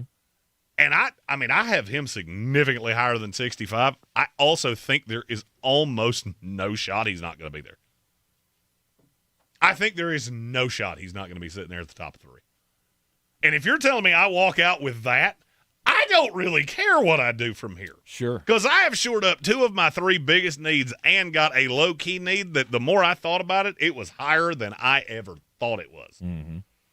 Romello Height's got some burst on it. Romello Height's got juice. I didn't realize that he had short arms. Like, watching him, I don't see that as a problem. I mean, I felt like he was pretty big enough. You know where you can put a tweener edge, that hybrid guy that's got short arms? Stand him up. Mm-hmm. Stand him up and rush him that way. Especially when they have a wicked first step. I've never seen Romello Height anywhere else. Mm-hmm. I mean, I get it. He's 25 years old. Well, so that's why I won't take him in the first round. So I'm getting a seasoned player. Sure. Who can come in and be a player right away? Oh, Mm-hmm. well, okay. I'm fine with that. Especially in the third round. 65 overall, first pick in the third round. Romello Height, edge rusher from Texas Tech. All right, then the A+ option in round 4 at pick 104. Bud Clark. But he's small. Don't care. Safety out of TCU. Don't care. If I have learned anything in my travels this year, you got to have 3 safeties.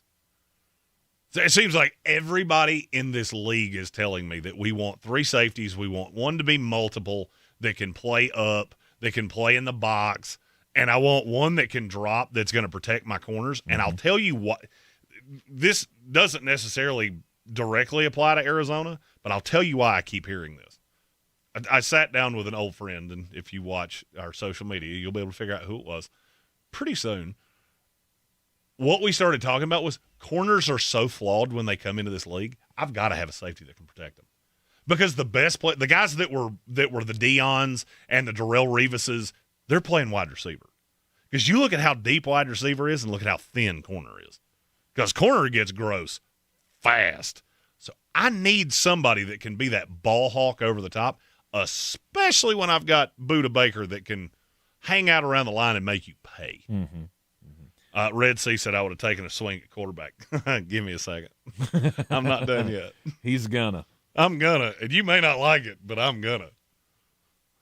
Bud Clark, who famously had a 90.8 graded game against the Tar Heels to open up the season. And we were there. Bill Belichick will still to this day go, Bud Clark's the greatest safety I've ever seen. I coached Rodney Harrison, and Rodney Harrison wishes he was Bud Clark. Right. All right, Bud Clark at 104. Go down to the 5th round, 143. This is where I take the shot at quarterback. All right. Taylor Green. I cannot put my thumb on where that kid's going to go.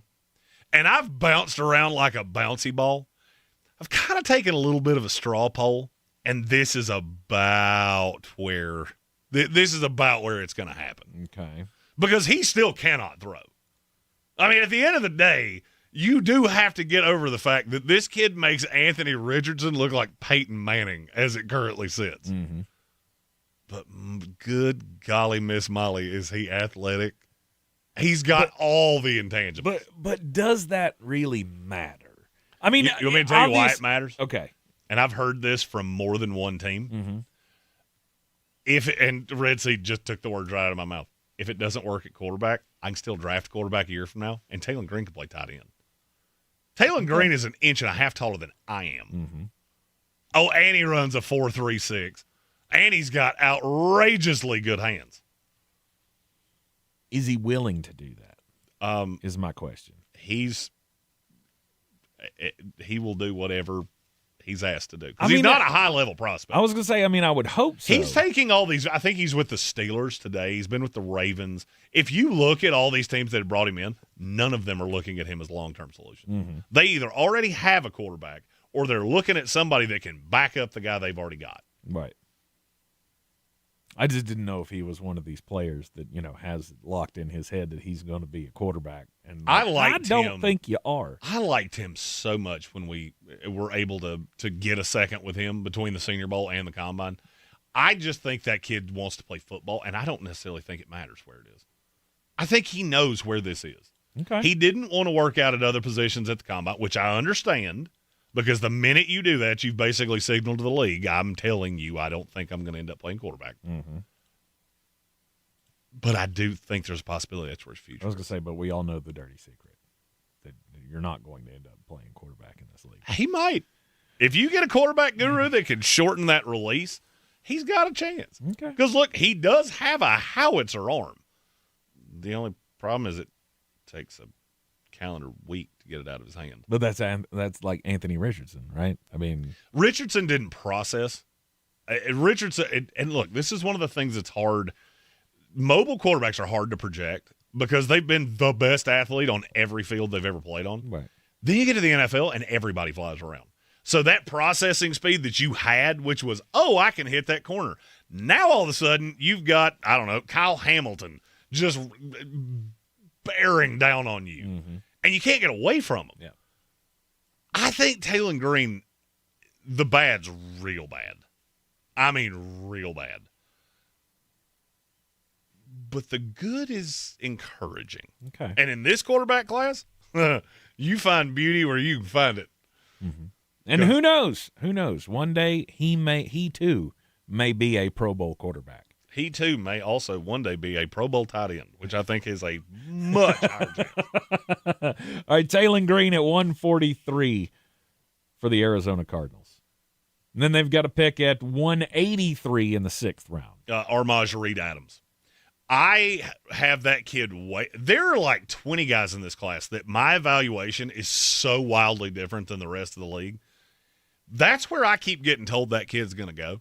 If you go back and watch his 24 tape, it would be comical to see him there. Mm-hmm. Because he was outrageously good. And I think Basantis is what made him look so bad. Because Basantis moves reasonably well. Armaj Reed Adams is more lead-footed. Okay. But if you're going to try to run, which if you look at what Arizona did in the offseason, Armaj Reed Adams is going to be a guy that can open holes in the running game. He might get your quarterback killed. Mm-hmm.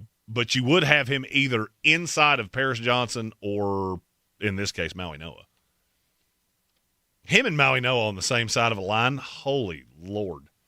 You talk about two dudes that will demolish you coming downhill, but you just need one guy that runs a 4.47, and they will get obliterated. All right. Armaj Reed Adams, guard from Texas A&M at 183. Round 7, they've got the first pick at 217. Landon Robinson, 5-tech out of Navy. His size is going to absolutely push him down, but it shouldn't. There are just certain guys that you look at and go, you can play football. I don't care about the rest of this. And he's got such pop because he's so unbelievably athletic. Mm-hmm. And I think you put him as the down in front of Josh Sweat, and that becomes really tough to deal with. He wasn't a great pass rusher. He was fine. But I think he can be a real big boy problem as a 5-tech. Okay. All right. Being 200 and I think he weighed in at 293 at his pro day. And he looked significantly bigger than what he played at. Mm-hmm. I would say he probably weighs closer to 280. I think Caleb Proctor is about 270.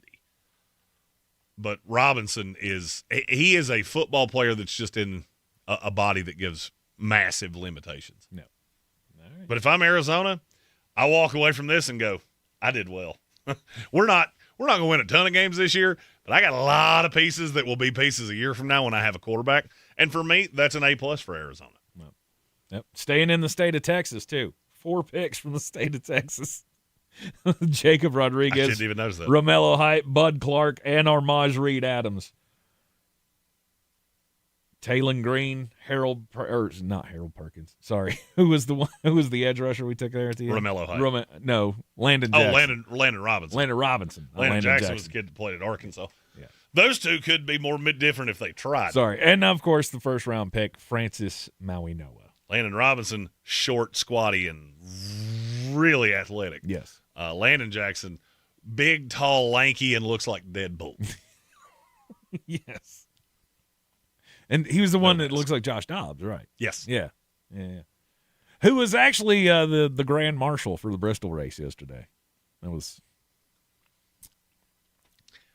Look how far we've come. There are times that I see the name that they're like, oh, this is our grand marshal today.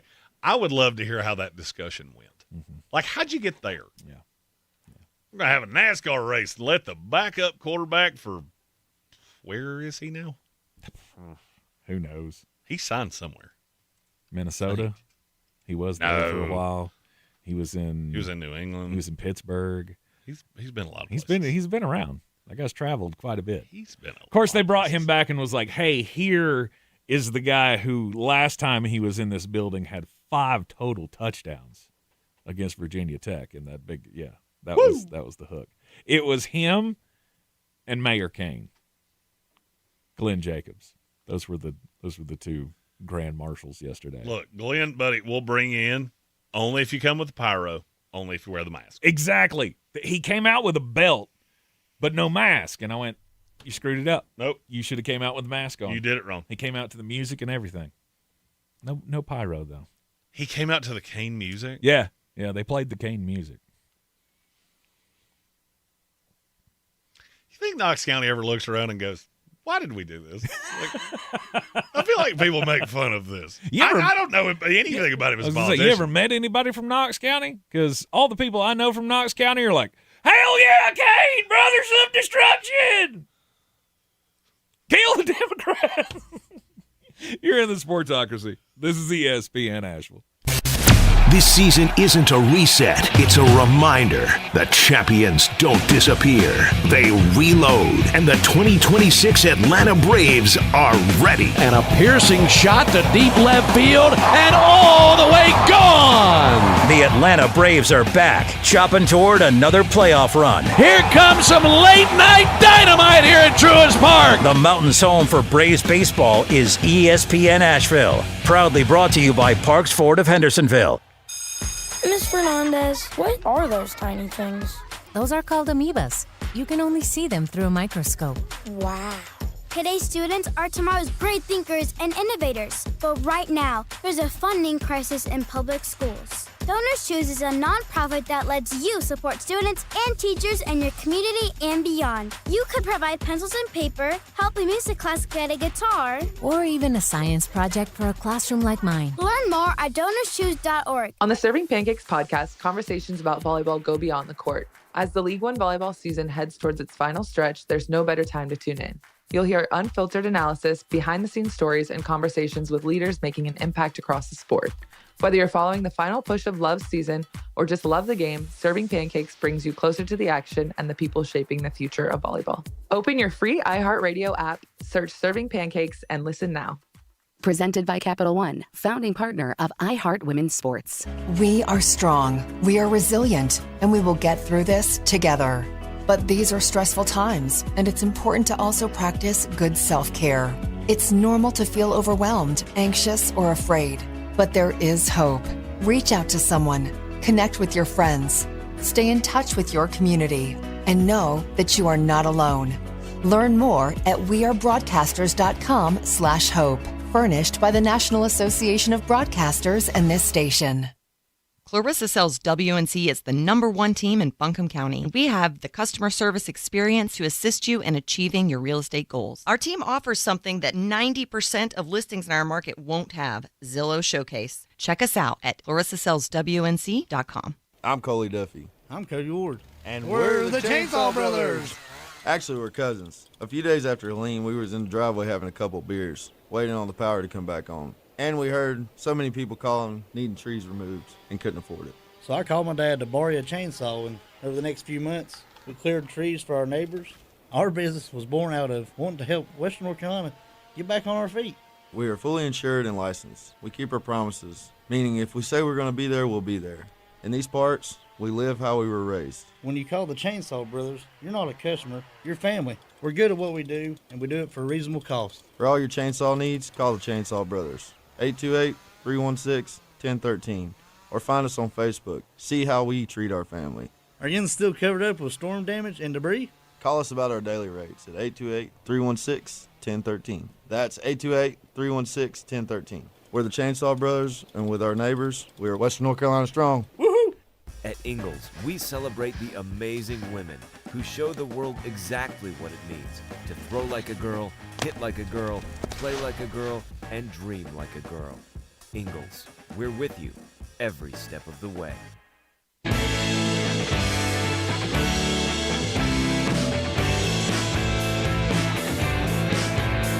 The Sportsocracy. Hello, everybody. This is good old JR Jim Ross, WWE Hall of Famer. Boy, these boys are smart. You talk about goofier than a pet coon. Let me tell you something.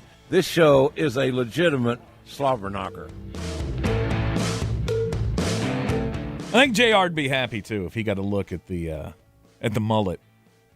The NFL Draft Nerds Ultimate Draft Guide.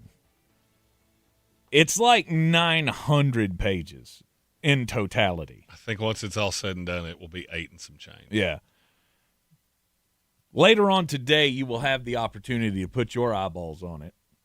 The first half. The first half. It's 300 plus pages it'll be coming. Almost 400 It's almost pages. 400 today, yeah. Yeah. It's like 380 something, wasn't it? I believe that's right. So we had to split it up, first of all, because there's no PDF thing that we have that can house that much. Also, I didn't want anybody to feel like they got housed on the mock, because if I have to do a mock 10 days before the draft, there's no telling what I'm going to miss. Right. So we're going to put it out the Wednesday before, and so you'll have it completely in your hand by draft day. and it will be up to the minute, latest breaking things. And we can break down Uware Bernard, who at this point I'm still looking for somebody that's ever seen him in the same room with a football. Because up until this point, I have not found one of those yet. Okay. Who dat? It's the kid from Nigeria that ran a 4.63 at 306 pounds. Oh, at the 40.5-inch vert. HBCU pro day. The kid, the IPP kid from Nigeria. Yeah. I mean, hey, who knows? He might be a freak. He's an athletic freak for sure. It took me a second to figure out what IPP was. That's the International Player Program, right? Yes. I'm going, I know OPP, but I don't know IPP. For whatever reason, the first time I saw IPP, I thought it was Insane Clown Posse. I was like, what exactly would you say we're doing here? That's a different kind of a thing. We're not drafting Shaggy Two Dope in the 2026 NFL I just draft. love that you still know the name of a member of ICP. Well, it's Violent J and Shaggy Two Dope. How could you forget? I figured you would know that by heart, knowing the rift between them and Eminem back in the Detroit days. Or was that before your time? That was slightly before me. Okay. All right. You're in the Sportsocracy. This is ESPN Asheville. Got A-plus mock drafts continuing after the break. Got the San Francisco 49ers coming up. Plus, we'll get weird. ESPN Asheville. Your mountain weather forecast. Big Ridge continuing to push in. We talked about this last week. No rain this week. Low 80s today. Sunshine, some clouds around this afternoon. Tonight, a few clouds around and actually comfortable 55. And then we'll start warming up on Tuesday. Sunshine 85, probably tickling 90. That's got to be close to a record on Wednesday. And we may back it off a little bit Thursday, but still sunny Wednesday and Thursday. Thursday, sunshine 85. There is a chance of showers by the end of the weekend. From the Weather Channel, I'm meteorologist Ray Staging. This report sponsored by the experts at Howard Hanna Beverly Hanks Real Estate, the real estate leader in Western North Carolina. Howard Hanna Beverly Hanks Real Estate is not like other real estate companies. They're built differently. As the #1 family-owned real estate company in the U.S., proven expertise and personalized service delivers results. Let them show you how at Howard Hanna Beverly Hanks. You know what your customers are doing right this second? The exact same thing you are, listening to me. Which, let's be honest, is kind of flattering. But my point is, ads on iHeartRadio actually get heard. In the car, at the gym, on the couch, while people are walking their dogs. Who's a good boy? Who's a good boy? You're a good boy, that's right, you're a good boy. So why not make the next ad about you? Get started today. Call 844-844-iHeart or go to iHeartAdvertising.com. That's 844-844-iHeart or iHeartAdvertising.com. Spring into a brand new smile with Asheville Smiles. Join them Monday, April 20th at their Asheville or Arden location for their special Invisalign event. Start with a free consultation. You'll keep your digital scans and photos so you can actually see what your teeth could look like after Invisalign. And if you do decide to enroll that day, you'll get 25% off, the lowest price in Western North Carolina. No pressure. Getting scanned doesn't mean you have to start treatment. It just lets you know what's possible. Find out more and reserve your spot at AshevilleSmiles.com. Got something to say? Love you. Well, just tap the red talkback mic on the free iHeartRadio app. Let's go. Requests, contests, or just to say hi. Hey, this is Heather. Get your voice on the air fast. I got the windows rolled down, the moonroof open. Open the iHeartRadio app and try it now. Politics and Pints, a civil sit-down about the day's top issues. 570 WWNC invites you to join our bipartisan panel of special guests April 16th at 6:30 at Cultivated Cocktails on Charlotte Highway. This is J.W. Whitley, General Manager at Parks Ford of Hendersonville. Our value of commitment. Committed to you as our customers and the community that we serve.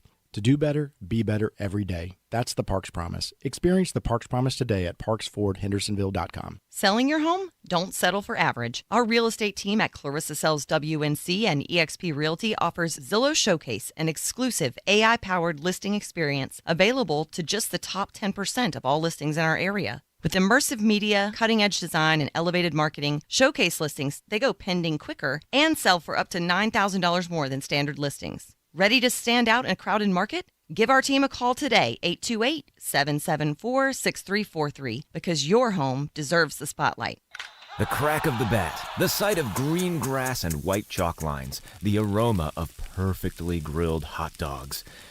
If right about now you're simultaneously hungry and ready for baseball, then we've got you covered. At Ingles, we're here for all the fanfare of America's pastime, sponsoring teams from Little League to the pros. So, whether you're the snack parent or just craving that perfect ballpark meal, we've got you covered. Ingles, your official sponsor of baseball season.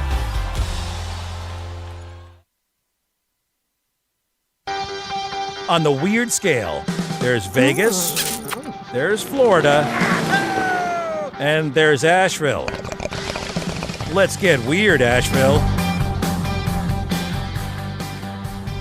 Oh, welcome back into the Sportsocracy. CSB at Asheville. Let's get weird.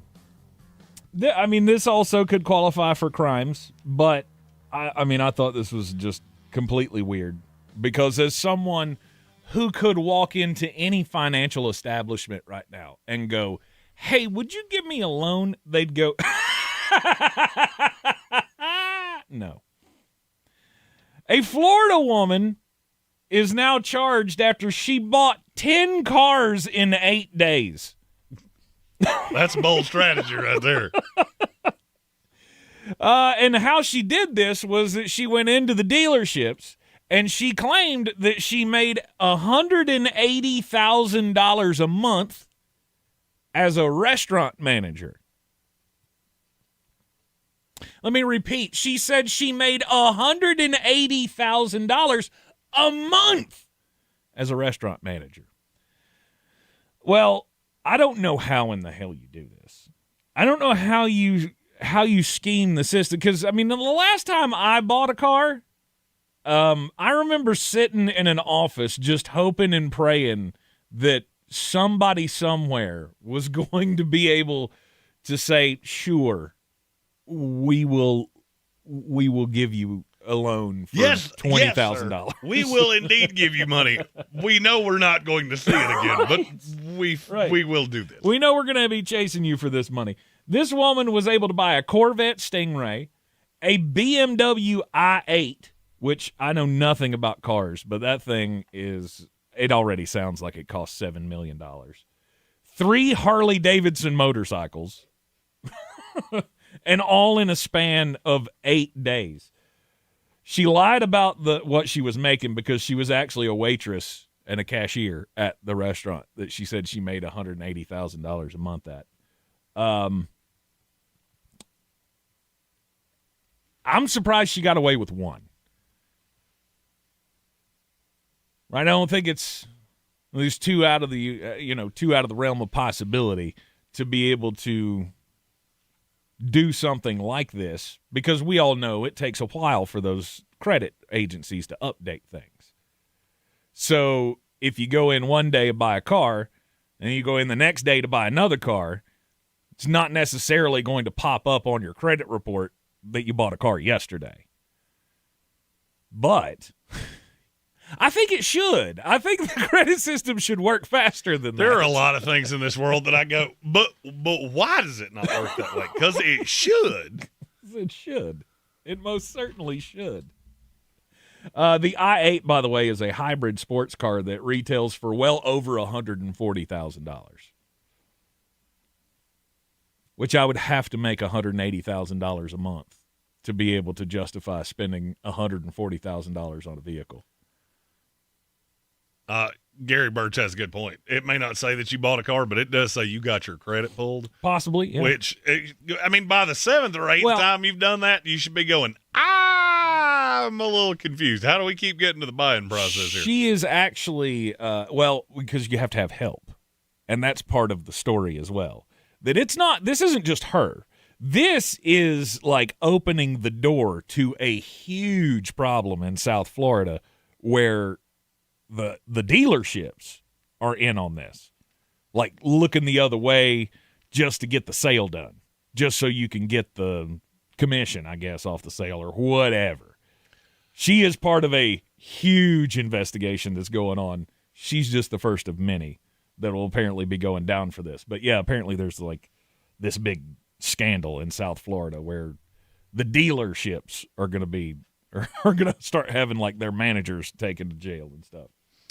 What do they have a lot of in Miami? Crime was the word I was looking for. What kind of crime? Who commits a lot of crime? Easy, Donald. Where are you going with this? I was talking about the mob. Oh, okay. All right. Sure. Yeah, mob ties. I'd totally think What's a mob in Miami. You always ain't never been to Miami. No, for like 5 seconds. Yeah, you ever heard Bert Kreischer's story about going to Russia? I had two of them sit down next to me in a bar, both sides, both wearing leather jackets, both smoking cigarettes inside, and I went, "Uh-oh, I'm in danger." I mean, I guess, yeah. That's I looked at the bartender. Famous people with yachts. That's where they hang out. The bartender knew both of these guys well, and I looked at him. They went to smoke or something. I looked at him and I went, "It's what I'm assuming, right?" And he went, "Oh yeah, it's exactly what you're assuming." Sweet, good to know. I have pooped in my pants, so I must go home now. My story's about McDonald's. Who's surprised? Chris Kepczynski, the CEO of McDonald's, who once famously ate a big arch like a schoolgirl. He looked like an alien that was wearing a Chris Kepczynski suit. That did not know what to do with a cheeseburger when they debuted the big arch. He's got an explanation for it. Oh, he was doing an interview with the Wall Street Journal, and of course, it came up because that is exactly what I think of when I read the Wall Street Journal. Let's ask this guy about eating cheeseburgers. His response was, "Yeah, I'm definitely not a vegetarian. I think I blame it all on my mom because she told me don't talk with your mouth full." And I think probably in that case, I should have just said, "You know what? Hell with it. I'm going to talk with my mouth full." Yeah. It wasn't the not talking with your mouth full. It was the fact that you took a bite of the burger as though you had poisoned it and you wanted to prove to the other person that if they ate it, right, they weren't going to die. Right. He was trying to avoid what I did when we ate it on the air. And I took way too big of a bite, and then I couldn't talk for a minute. Good. It was delicious. And he should still be ashamed of himself for that. It was a poor showing on his part. A+ mock drafts. By the way, just I thought I'd throw this out there. Yeah. Cartel would be what I was referring to in South Beach. Okay. Yeah, see, that makes more sense than the mob. Well, to me, it's all organized crime. You call it whatever you want to. It is, sure. But, I mean, you say mob, and I think like old, like New York, Boston, Northeastern gangsters. I don't necessarily think. You think James Gandolfini, not. Right, not Pablo Escobar. Right. I get that down in Miami, But anyway. Miami's got a few. Sure they do. Like I said, that's where rich people with yachts hang out. So sure, there's a lot of mob activity down there, I'm sure. How many times have I talked about them finding cars in the Everglades and stuff? Yeah, it's not normal activity. That's not mob activity. All right. A+ mock drafts. San Francisco 49ers, what could their best haul in the 2026 NFL draft be? They have the 27th pick overall in the draft. They're one of the toughest teams in the league for me. What is their biggest need? Biggest need? I mean, I don't love their receivers. Mm-hmm. For me, corners up there really high. The problem is there's not going to be one that makes any sense at 27. Okay.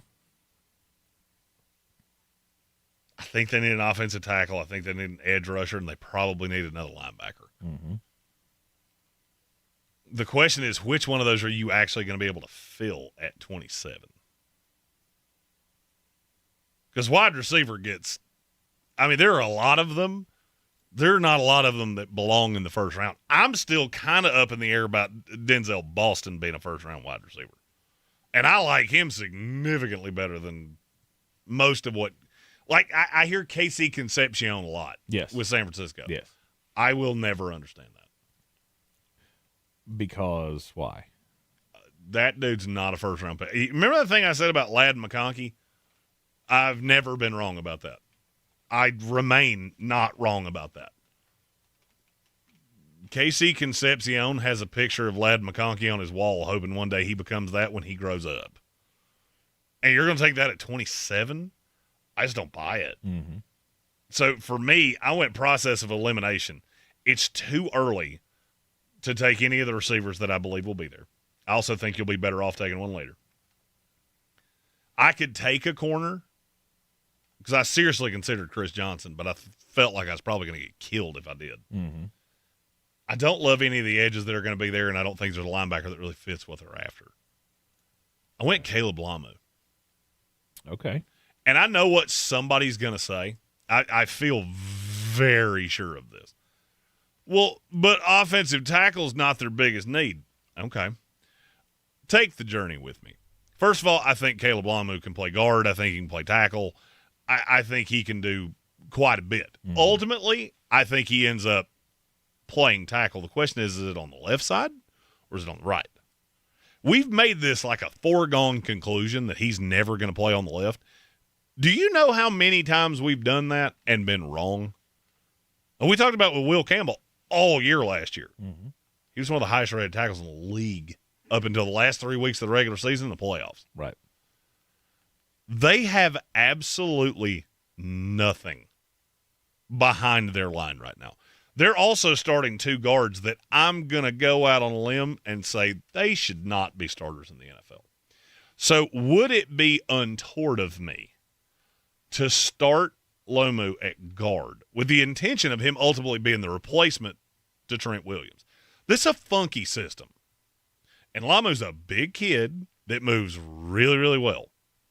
Is it that insane to think he could ultimately play left tackle? No. I haven't heard anybody else say this. And I'm telling you, there will be analysts that think I'm out of my mind. Mm-hmm. I don't think I am. I don't think I am. I've seen big mobile linemen like that function in that role at a very high level, and you've got to add something to this offensive line. Mm-hmm. If you were to not like Lamu, I probably would have gone Cassius Howell. I'm just not 100% sure. San Francisco's defense is kind of guesswork for me. Because Raheem Morris has always been a 3-4 guy, but that team's not really built for a 3-4. I mean, am I wrong in that? Nick Bosa's been a hand-down guy his entire career. He's gotten hurt a lot as a hand-down guy. What do you think's going to happen when you stand him up? Potentially. Potentially so. And where I couldn't get with Cassius Howell is I just took an edge in the top 15 last year. Mm-hmm. And I get it. Him and Michael Williams Cassius Howell and Michael Williams are very different players. But if we're going to stand him up and we'll run a 3-man rotation on the edges with Bosa and Michael Williams and Cassius Howell. I'm not averse. That could be crazy. I'm not averse to it. I'm just looking at it going, okay, so I've got one that can't hold up against the run really to save his life, and I got another one that can't really rush a passer to save his life. That feels like I'm taking a lot of roster spots to really not be that great of a pass rushing team. Mm-hmm. I would rather address that a little later. Okay. So Caleb Lomu, the tackle out of Utah, is the pick at 27. 58 in the second round. Kamari Ramsey, safety from USC. My problem with that San Francisco defense as it currently sits, when were they at their best? When? I mean, in terms of that San Francisco defense in the Shanahan era, when was it at its best? When you had Tali Hufanga that could come down and absolutely just lay hammer back behind it. Mm-hmm. They don't have that right now. Mustafa nor Jair Brown really give me that warm, cuddly feeling. Kamari Ramsey might be the most underrated player in this class. You know how I feel about USC players, especially defensive guys. They all still got something in them. And Kamari Ramsey's been pretty good on tape. He's also a freak athletically. And I'm just looking at the edge rushers. I can get a stand-up edge at some point in this class. I don't have many chances to get a player that I think can have that kind of role because I think he can play that Tali Hufanga role where you come across that middle and see how that goes for you. And he's athletic enough to play over the top as well. The bulk of what I've seen higher level tape with him has been closer to the line. All right, Kamari Ramsey, safety from USC. second pick for the San Francisco 49ers at 58 overall. Then they go to the fourth round. Then you got to wait a minute. Mm-hmm. At 127. Jacoby Lane. I think this is his absolute drop dead. And there's a lot of up in the air about what he actually profiles as. Mm-hmm. I mean, I've had him with New England a lot.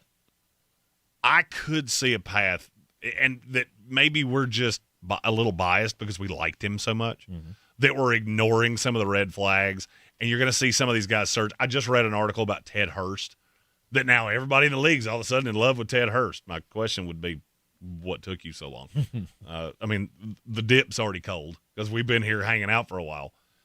But I hear that about a lot of other receivers. I don't tend to hear it about Jacoby Lane as much, which makes me wonder if he's going to drop a little bit. And I would love him in San Francisco. You talk about a perfect fit for that offense. He is a perfect fit for that offense. Yep. Jacoby Lane at 127. Then they go 133, so not a long wait after that. They don't wait San for Francisco, much. they dip their toe in for 2 days, and then it's like, fire drill, we got to do a lot in a very little period of time. Then we're going to go home. You getting all them comp picks. Your coaches keep getting hired.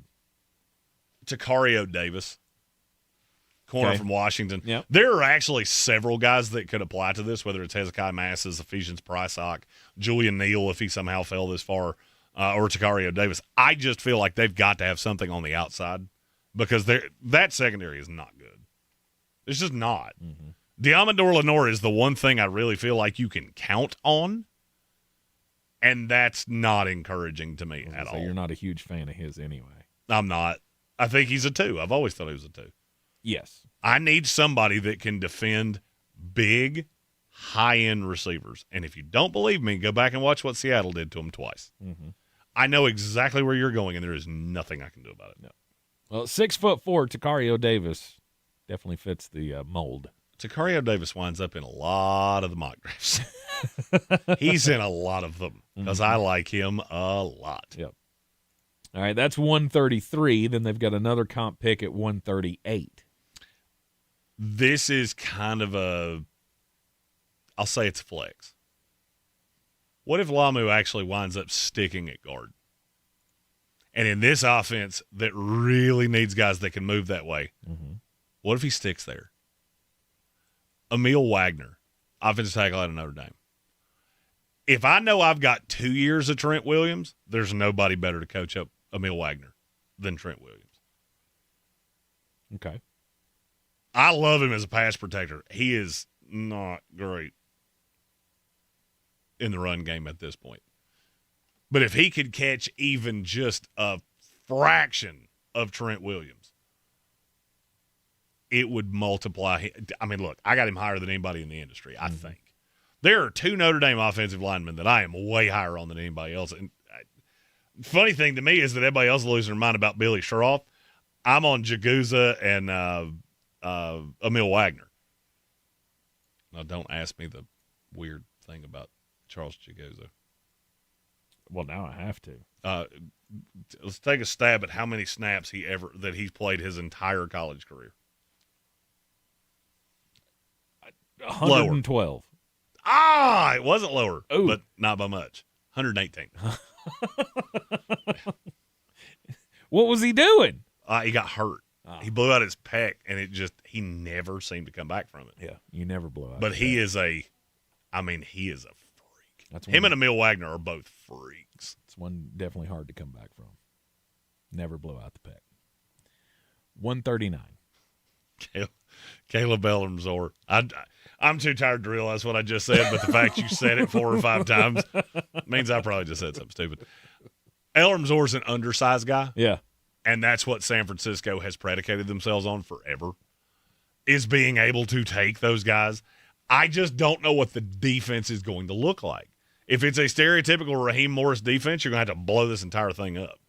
I don't think they gave him that kind of latitude. Do you? No. I think it's going to look very similar to Robert Saleh. It's going to be on Morris to learn what we do, not other way around. Yes. And you can say whatever you want to. Oh, we're going to convert to a 3-4. No, you're not. No, you're not. No, you're not. No, you're not. All right, the San Francisco 49ers A-plus mock draft. Caleb Lomu, Kamari Ramsey, Jacoby Lane, Takario Davis, Emil Wagner, Caleb Elmers-Orr. Look forward to the mullet coming out tonight. 7 p.m. Stay tuned. TheSportsocracy.com, NFLDraft.net. We'll be right back here on ESPN Asheville. More A-plus mock drafts for the NFC West. ESPN Asheville, your mountain weather forecast. Big Ridge continuing to push in. We talked about this last week. No rain this week. Low 80s today. Sunshine, some clouds around this afternoon. Tonight, a few clouds around and actually comfortable 55. And then we'll start warming up on Tuesday. Sunshine 85, probably tickling 90. That's got to be close to a record on Wednesday. And we may back it off a little bit Thursday, but still sunny Wednesday and Thursday. Thursday, sunshine 85. There is a chance of showers by the end of the weekend.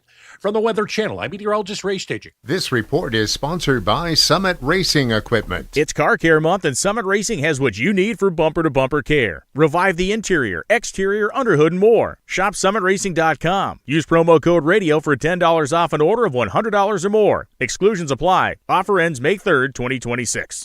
To some, a baby's babbling doesn't mean much, but it does. Especially if there's no babbling at all. Little to no babbling by 12 months or later is just one of the possible signs of autism in children. Learn more at autismspeaks.org. Brought to you by Autism Speaks and the Ad Council. It's sad that civil discourse in the political world is rare. Hard to have conversations and just agree to disagree or even hear each other out. Just two sides sit down and settle it out over a pint. Well, that's what our Politics and Pints event on April the 16th is all about. Join Mark Starling and myself at Cultivated Cocktails, 161 Charlotte Highway. We'll have special guests to help steer the discussion. Keep listening to News Radio 570 WWNC for details. Clarissa sells WNC as the #1 team in Buncombe County. We have the customer service experience to assist you in achieving your real estate goals. Our team offers something that 90% of listings in our market won't have, Zillow Showcase. Check us out at clarissasellswnc.com. I'm Coley Duffy. I'm Cody Ward. And we're the Chainsaw Brothers. Actually, we're cousins. A few days after Helene, we was in the driveway having a couple beers, waiting on the power to come back on. And we heard so many people calling, needing trees removed, and couldn't afford it. So I called my dad to borrow a chainsaw, and over the next few months, we cleared trees for our neighbors. Our business was born out of wanting to help Western North Carolina get back on our feet.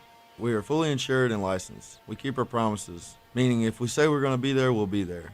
In these parts, we live how we were raised. When you call the Chainsaw Brothers, you're not a customer, you're family. We're good at what we do, and we do it for a reasonable cost. For all your chainsaw needs, call the Chainsaw Brothers. 828-316-1013.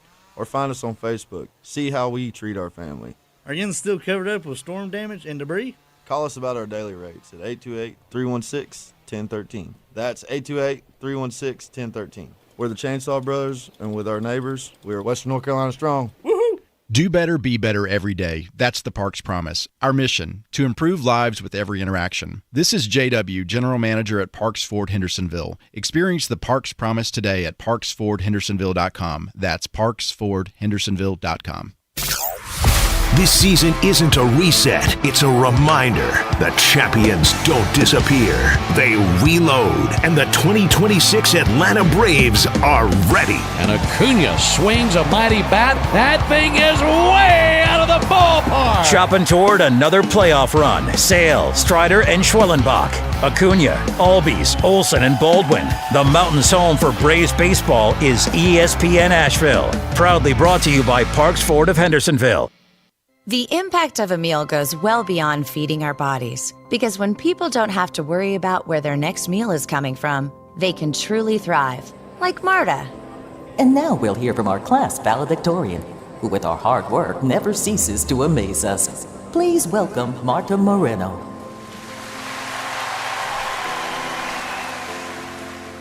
And Alex. Hey, Alex, how did the interview go? I did it! I got the job! I can't believe it! I knew it. Let's meet up later to celebrate. And Diego.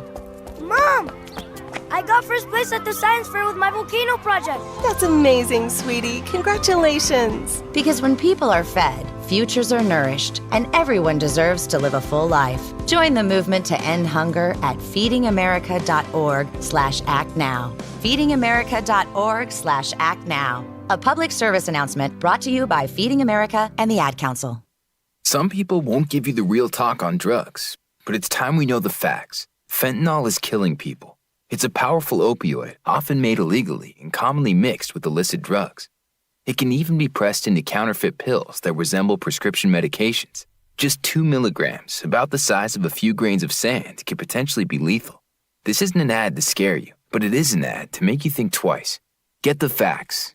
Go to realdealonfentanyl.com. This message is brought to you by the Ad Council. ESPN Asheville. Yeah. WPEK Fairview. WMXF Waynesville. An iHeart radio station. Guaranteed human.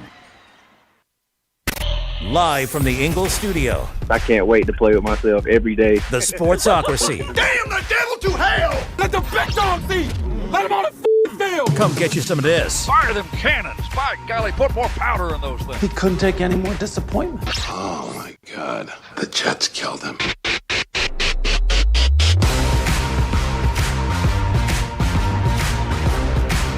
Welcome back into the Sportsocracy on ESPN Asheville. We're heard everywhere on the iHeart Radio app. Seen everybody on everywhere on YouTube. It was a joyful conversation that we had in the break. It was. We're just making our plans for the big trip to the 2026 NFL Draft. Pittsburgh's calling our names. That Pamani Brothers sandwich, I can already kind of taste it. I'm at the point of, for me, the draft has already happened. The book's done. Uh-huh. I just want to go do shenanigans in Yinzertown with my friends. Mm-hmm. There will be shenanigans. We'll be up there next week for the draft on the last leg of the Ingalls Living the Dream tour. We'll be all loading up in a party bus, going up there on Tuesday and staying until Sunday. Lord knows what we'll get into. It's going to be fun. It's going to be fun. I'm going to go out on a limb and say I have at least a fireball or two. Yes, and we'll be streaming much of it live on the YouTube. So if you're not familiar, go over to thesportsocracy.com, click that live video link, subscribe to the channel. Can't emphasize enough, you really want to watch Saturday. Saturday is the day that we do From the House. I am legally dead. Like, by that time, I am dead.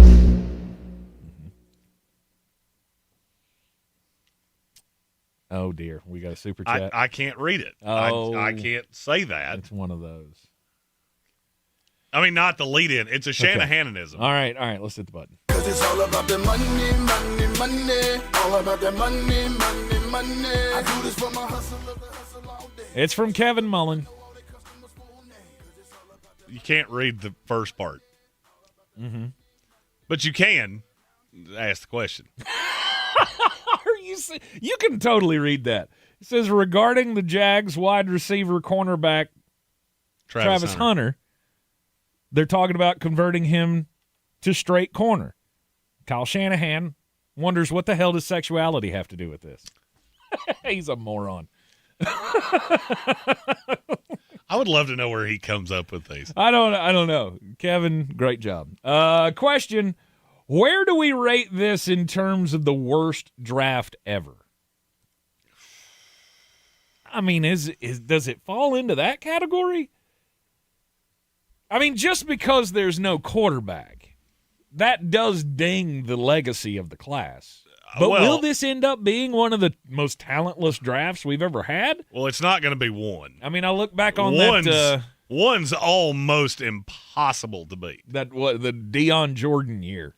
2013? Something like that. I think that was 2013. Somebody flashed up the top 10 from that draft on a graphic the other day on Facebook, and I went, holy sheep shearer. Everybody got screwed in the first round of that draft other than, like, the Falcons, who took Jake Matthews. Yeah, that's the one. That's the one. Your top 10 was Eric Fisher. Yeah. We remember when we took the Central Michigan offensive lineman at one? Luke Jokel, Deion Jordan, Lane Johnson. That was a good one. Ezekiel Ansah, Barkevius Mingo, Jonathan Cooper, Tavon Austin, I'm not saying that name, and Chance Warmack. The one I skipped was 1D, Elizabeth Milner. Oh, that's a bad one. Chance Warmack, DJ Fluker, DJ Hayden, Star Latualele, Kenny Vaccaro, not to be confused with Vinny Cuccaro, which is what I about said. EJ Manuel, Jarvis Jones, Sharif Floyd, Bjorn Werner. Bjorn Werner! The pride of probably wherever he was born, because he sure as hell wasn't the pride of Florida State or Indianapolis. Mm-hmm. Yeah, you're not beating that one. Dayton Jones. I don't even remember him. He was one of, he wasn't good. Sylvester Williams. I remember him from Carolina. The big defensive tackle. Alec Ogletree. Oh, of course. He was a Georgia guy. I thought, good Lord, he was going to be just unbelievable. But now, he had one play. Alec Ogletree had one play in the NFL for the New York Giants where he stole a pass from somebody and ran it back for a touchdown. It was the last thing he ever did. Or was he with the St. Louis? Yeah, I think he was in St. Louis at that point. 92 was terrible. 2009 was bad. 2013 was bad. This one could be outside of those three. It's hard to touch those top three. Mm-hmm. I highly doubt an NIL age will ever come near that again. But it could be right behind that. And look, because we've said this is a 7-man class, I go out on a limb and say at least one of those guys bust out. Mm-hmm. It's probably whichever one's drafted by the Jets, so probably leaning to Arvell Reese. It's not a good class. Would you say 92 was bad? Oh. When the best player in your class was Troy Vincent, 2 was Sean Gilbert. Whoa. Yeah, 92's as bad as it gets. Like Robert Porcher was a top 5 guy in that class. Carl Pickens, Jimmy Smith. That's the high side. I think the most Pro Bowls in that, and I could be wrong on this, I think the player with the most Pro Bowls in that class was Jason Hanson, the kicker from the Lions. Oh, well, I mean, he's a kicker. He doesn't count. I think he only made it to 4, and I believe he had the record. 92 was awful. Yeah. Rod Smith.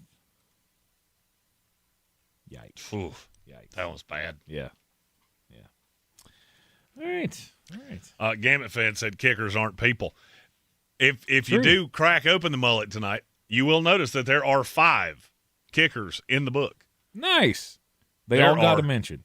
Now, you won't see them tonight because they are – we're going to give you 500 players. I'll give you one guess where the 5 kickers are ranked. In the 400s. 496 to 500. Nice. They're the bottom 5. Nice. And, yes, I did that on purpose. And 494, the only fullback in the book. And, no, there are no long snappers. I considered it. I really did. Mm-hmm. I mean, that is a valuable position. Long snapper? Yeah. Long snapper is the best position. Like, if I had to do all over again, that would be be my claim to That's fame. what I meant for the player. I mean, if you can figure out how to be a long snapper and stick in the NFL for 12 years, hell yeah. That's a great way to go. I will say the 2 people in my life that I've ever seen that I went, you've lived a really good life, and I'm quite jealous of it. Mm-hmm. Pat McAfee, John Dorenbos. Who's John Dorenbos? He was the long snapper for the Eagles that went on America's Got Talent as a magician. It's a solid life. Okay. Sure. Interesting. All right. I mean, the long snappers they're the designated hitters of the football world. Like you only get to play like 5 times a day. No, the long snapper is the water boy of the NFL. The only time we will ever say your name is when we're yelling at you. That's it. Get your helmet. Get on the field. Okay, You've only got one thing to do. Hit the damn putter. The Mullet, first half of it coming out tonight, almost 400 pages of Draftmas glory. You want to get in on it, just stay tuned to all the socials and the Sportsocracy.com and NFLDraft.net. A-plus mock drafts for the NFC West. I almost feel like we should take the break and then do it, now that we've chortled so much. We have. We can do that. Maybe we'll do that. Well, instead of splitting this one up or pushing that break, we'll take the break now. And then when we come back, we'll give you the A-plus mock draft for the Los Angeles Chargers.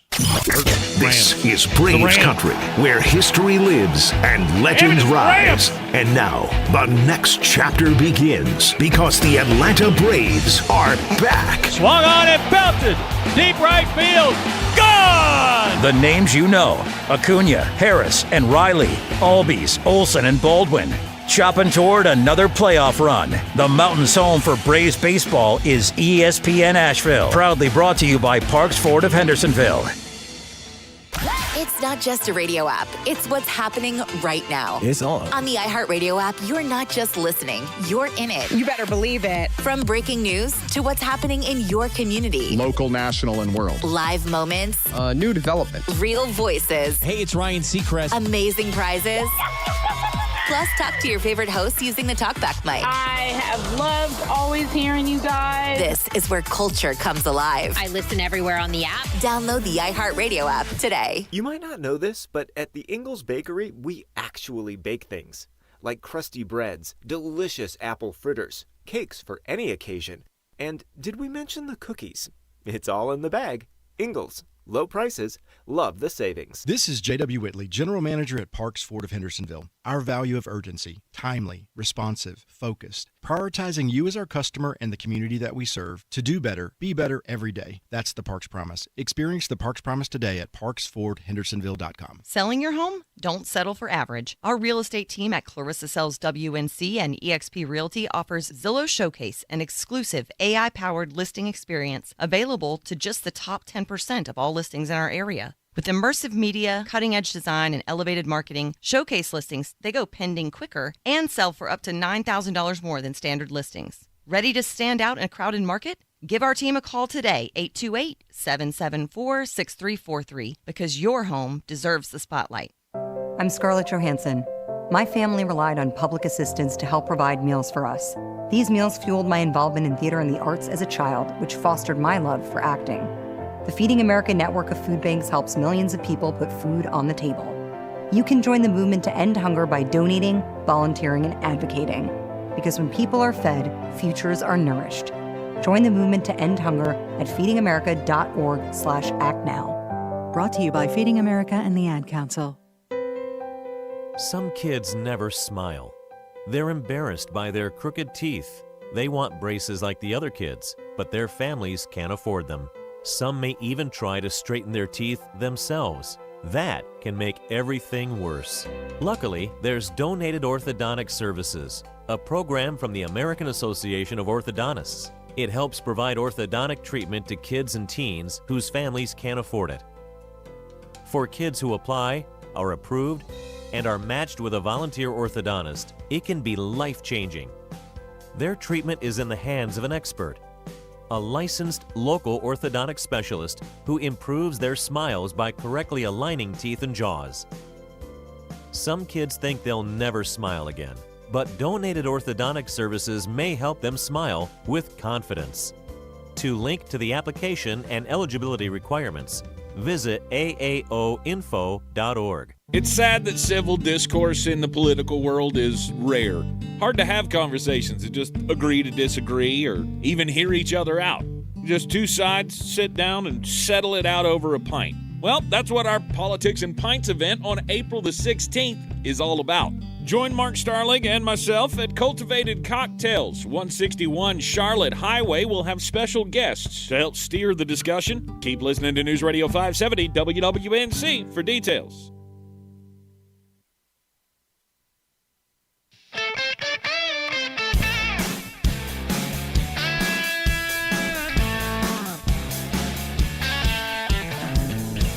The Sportsocracy. The ceiling is the roof. Let's make it happen. Let's keep moving forward.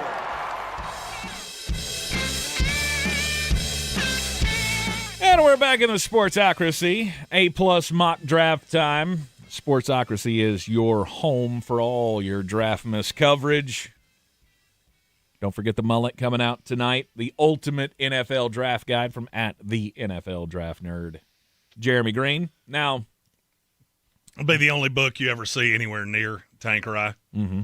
Kevin Mullen with a great question in the comments. Yep. Who the falafel actually writes novels? I don't know. I don't know. People who have way more money than I do. You know why I don't know who writes novels? Because I don't read them. The extent of the reading I will do, menus and tweets. That's about as deep as I'm going. Okay. All right. Educate yourself, my boy. Learn a book. I learned plenty of them. I got out of school. Learn a menu. Okay. That's why we talk about food so much on this show. That and we love to eat food. I do really like food. Yeah, food's good. Food's good. The Los Angeles Rams, they're good at football. They have the 13th overall pick in this draft. What will they do with it is the question. A-plus mock draft time here, Jeremy. What's the perfect solution? They've been the hardest team for me to figure out because I feel like they have to hit an absolute home run with whatever they do. Okay. I don't think Carnell Tate will be there. Just the way all of this seems to be unfolding. Mm-hmm. I feel like Carnell Tate's drop dead's the Miami Dolphins. Am I wrong? No. If Carnell Tate's still on the board at 11, I feel like that's where Miami's going. Probably. Because if he's there, that means Jermod McCoy and Mansour Delane probably aren't. Mm-hmm. I'm going Makai Lemon. Okay. And I get it. You know, I swear to God my phone's turning itself back up. Dumb ways to die.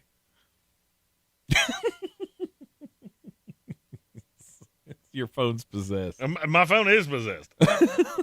It only rings while we're doing the show. Mm-hmm.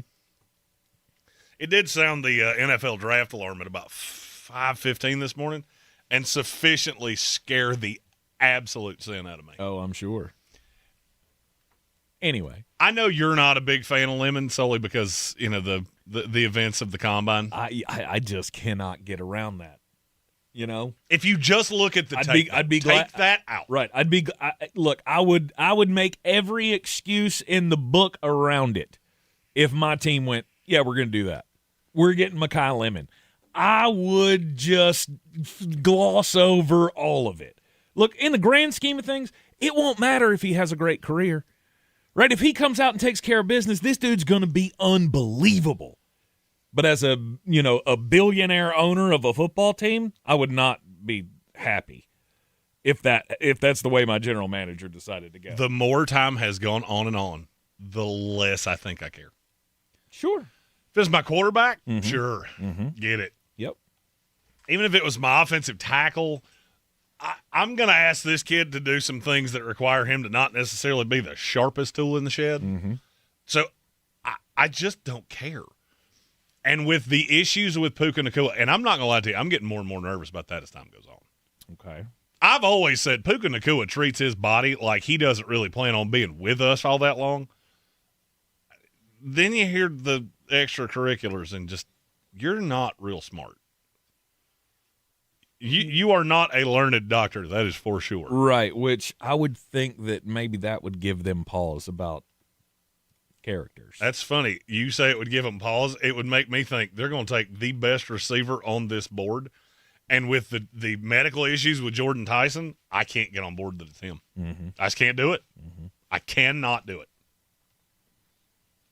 If I've got one wide receiver that's already getting in trouble, I don't think I'm going with another one. So I don't think, as the GM of the Rams, I don't think I could do it. But as you said, if I'm dead set sold on a wide receiver and I got to pick between the two of them, I'm definitely taking Makai Lemon. No doubt. No doubt. It's not close. It's not close. It's not really all that close for me either. Mm-hmm. He is head, shoulders, knees, and toes better than every other wide receiver that's still on this board right now. With the medical with Tyson, yes. I agree with that. Do you want to take the risk on the character issues? It's funny, I ran this through the simulator. They took Makai Lemon at 9 to the Kansas City Chiefs. That's exactly what Kansas City needs. Another fast little receiver. Right. I think there was a time where we had Monroe Freeling punched in here as the left tackle on the board. He's not going to make it there. But Cleveland has to get by Cleveland first. Well, I mean, and the thing about Freeling is that I think he needs a year. If I'm the Rams, I want the best player I can put on this field right now. Mm-hmm. And for me, it's Makai Lemon, and it's not all that close. Okay. Makai Lemon, the pick at number 13 for the Los Angeles Rams. And then? Was it 61? 61. The computer's catching up here. Hey, there it is, 61 in the second round. I had to do that off the top of my head because I had the wrong slide pulled up. For me, that's kind of a gross spot. And, look, I know Rams fans haven't always agreed with me that I think this team needs another tackle. It's not necessarily I think they need a starting tackle. I think you need an option. Okay. Because if Warren McClendon does that same thing he did against Seattle and largely did in the playoffs, I mean, he got car ramrodded in the playoffs. Mm-hmm. Caleb Tiernan, kid out of Northwestern, I have him in the top 40. And yet every single time I run one of these, no matter the site, he's always right there. Mm-hmm. And I keep coming back to it going, if I'm the Rams, I could see a path. Because I don't know about you, but I actually evaluated McClendon as a guard coming out. Okay. I thought he was going to wind up at guard. I'm not saying he doesn't deserve to be on the team. That was never my point. I've got to keep Matthew Stafford upright. Caleb Tiernan is a high-end pass blocker. Mm-hmm. Problem is he's not a great run blocker. Mm-hmm. And I feel like I've taken care of two of my biggest needs there right off the rip, and they're the two that protect Matthew Stafford the most. Yeah. All right. Then at 93. This is where I'm going to get some – I'm going to venture a guess I get some pushback here. Okay. Garrett Nussmeier. Ooh. I believe this is his drop-dead spot. Okay. If something were to happen to Matthew Stafford right now, never want to forecast injuries, let's say he gets abducted by space aliens. Mm-hmm. Do you know what they have on that roster? Stetson Bennett. That's it. Yeah. There's not another one. No. Stetson's the guy. He would, not with Garrett Nussmeier, he's not. No. Because Nussmeier's a better quarterback than him. And he gets to learn in the room with Stafford for a year, maybe 2 years. Mm-hmm. I'm not going to lie. I have Garrett Nussmeier as the number 2 quarterback in this class. I didn't know where I was going to land. I knew this was a possibility several weeks ago. And the closer and closer we got, the more I compared the two, I just like him better than Ty Simpson. Mm-hmm. And I'm going to get him a full round and a half later. Because I think teams are going to be gun-shy about taking Garrett Nussmeier. Okay. And so I can fill a hole with a player that, frankly, he shouldn't be there at 93. Do I think he's one of the 90 best players in this class? He has the high side to be. Mm-hmm. He's a really bright kid.